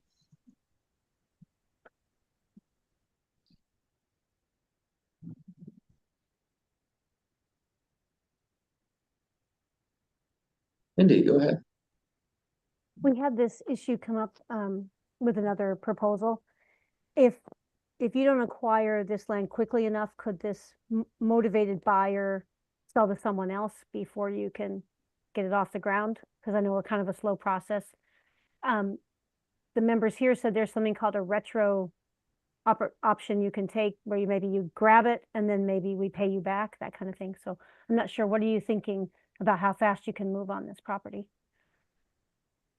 That's a great question. And Kim, do you want to do that one as our property person? Yes. So we already acquired 1802 under the retroactivity with RCO. For 1808, the owner also owns the upland parcel, which is 1806. Their desire really is to sell it to parks. So what we could do, as Betsy mentioned, is while we wait for the grant funding award, we could buy up the 1806 parcel currently. So that gives them some funding that they need to do whatever that they need. and then kind of have a longer lead time with 1808. That's our strategy at this point for Nice. that. A little good faith in the hopes that there's good faith on both sides. Okay, that's great. I just know how fast things can move. And you're like, oh my God, Absolutely. it's Yeah. gone. Who's Yeah. this new guy just moving in? What happened? So, okay. Exactly. Yeah. And we have been very fortunate, and this is very opportunistic because a lot of these landowners are willing to work with the city. And as you mentioned, Cindy, if it goes to the private, it closes 60 days. And the government, as agencies, we can't move as fast. So these have to be really willing sellers who really desires to sell their property for a future park. Oh, that's great. At least you've got some willing people in the process. So that's great. Thank you. Yeah, do you have a first right of refusal or an option or anything to? Right now we don't. We have a good faith with the property owner. I think once we sort of have an idea with our CFT grant, we'll probably proceed the property owner to kind of lock them up with a right of refusal or option agreement for that. Okay. Good question. Thank you for this presentation. I didn't realize that that side of Lake Sammamish didn't have any public access. It's an exciting opportunity. You mentioned that if you weren't able to acquire these parcels, that the rest of the park access would be significantly impacted. Can you go back to that and speak a little bit more about what you meant there, or why these two parcels are so crucial to the rest of the park's development? Yeah, definitely. You can tell a little bit from this slide and also from some of the photos. It would be wonderful to have a model of the site, but that southern area that Kim's cursor is on right now has got a much more reasonable slope to it. And so we're very excited to learn that that might be available because we're working on a feasibility analysis right now, but we're pretty confident that that will result in a lot less grade disturbance to provide a roadway access into the site for accessibility and for maintenance. And so just having that extra area and the fact that it's much shallower will allow us to do that without, as much cut, and also allow us to protect more of the trees. The parcels that are on the north, which are on the right side of the slide because of the map orientation, are just a lot steeper. And I think we were always interested in trying to get that access down to the site and had imagined, kind of cramming parking areas in, but this would be much more favorable from, a park use and environmental perspective. Yeah, good question. Thanks. Lauren, go ahead, and then Brittany. I just want, can you confirm that whether the demolition of the existing dock and structure is not part of this particular scope at the moment, or is it included? Wait, go ahead, Betsy. what was that, Kim? Sorry. You could go ahead. Okay, we haven't included the demolition costs in this. This is just for acquisition right now. Thank you. Thank you. Brittany. Hi, great presentation. I also did not realize that this side of Lake Sammamish had no public access, and that's really important. I'm wondering if you've had any conversations with DNR about any, installation of overwater structures in the future that you're planning, or any sort of like shoreline development for this park purpose.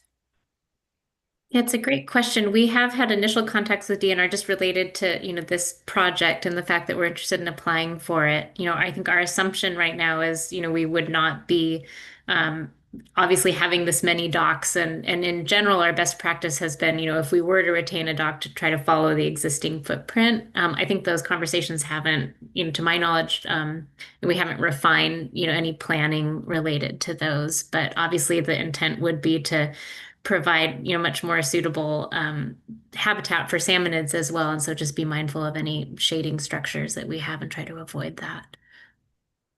Awesome. Yeah, I mean, private homeowners get, their rec dock statute, so they're allowed to have those without an agreement with DNR, but being part of the Parks Department would not follow the same laws. So just making sure. Yeah. Yeah, thank you. It's a great question. Yeah, and I would like to add to that a little bit is that we didn't note it in here, but the RCO funded parcel, we are working on a dock removal application right now because we're in the process of demoing that site for interim public use. Another interim public use before the other interim public use. So like once we could acquire the 1808 and 822, starting from RCO funded all the way south, that could open up for public use much better without having to rely on the current shared driveway access. So that is already in the works, is to move at least one dock at this point.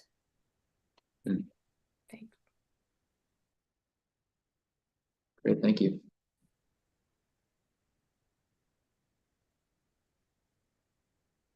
You had said this upland parcel you're buying with other funds, and have you already bought that or No, not? not yet. Not Okay. yet. Yeah. Okay, because it showed on some of your graphics, like it looks, see it's in green. I thought, well, maybe you already bought it, but not yet.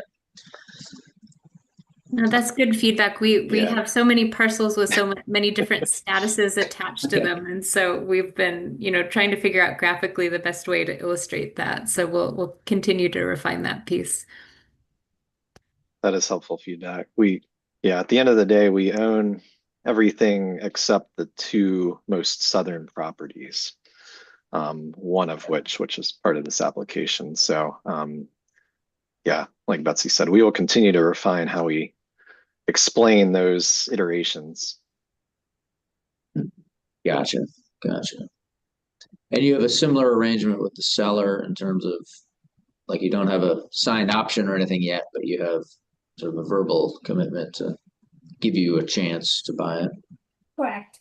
And we have let them know that we are working on a grant funding, with Conservation Futures, Kentucky Conservation Futures to buy that upland, and that will also be working with RCO to, get funding to buy the shoreline parcel. So they're seeing progress from the city trying to make efforts to buy their property. Yeah, gotcha. Thanks. Elise. Thanks. So yeah, it's clear that there's wide community support for this. I'm wondering what those handful of homeowners that have that private shoreline access think. Have you engaged them? Are you anticipating concerns with them for having a piece of the shoreline be open to the public? I can kick off, but we haven't heard anything yet, I will say, to that point. And this has been a process. We've been sort of adding to this over decades at this point. So we've heard much more positive than anything else. There's a couple landowners who have purchased properties nearby, not directly adjacent, but nearby, that ask about when there's going to be access to the site and those sorts of things, and they're excited about that. So I think like any park development projects, we will definitely want to engage with those adjoining and close by landowners. But over the years, we haven't heard anything that puts any red flags out at this point. Good to hear. Mhm. For the Lake to Lake Trail, is this all existing? It Or is. planned? Yeah. Oh, Yeah. that's great. There are a couple of, that there are alternate routes, as you see. So there's some, places where if folks are on a bicycle, we're kind of proposing other routes for them to follow. But Sure. it's both foot and bike. Yeah, that's amazing. So right now it ends at the road. So then you'd be able to get across down to the lake. That's It's like pretty it cool. would become Yeah. the lake to lake and not the lake to almost Yeah. the lake. Lake to almost the lake, yeah. It'd be helpful to throw, I figure it's right in here somewhere, but put a star or an arrow or something just to, Great. so we can kind of quickly see that. Yeah, that's helpful feedback. Thank you.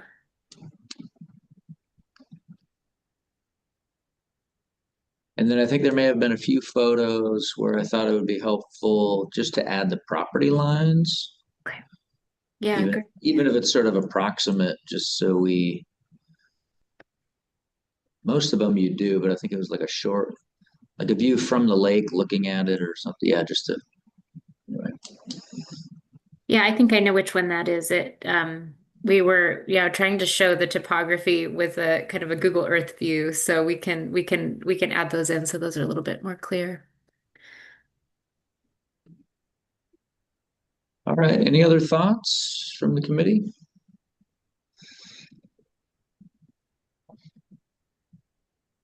All right, well, thank you. We'll get you some written feedback as well once we're all done and the grants manager gets this returned to you guys. So Great. Thank you all for the very helpful feedback and for your time. We really appreciate it.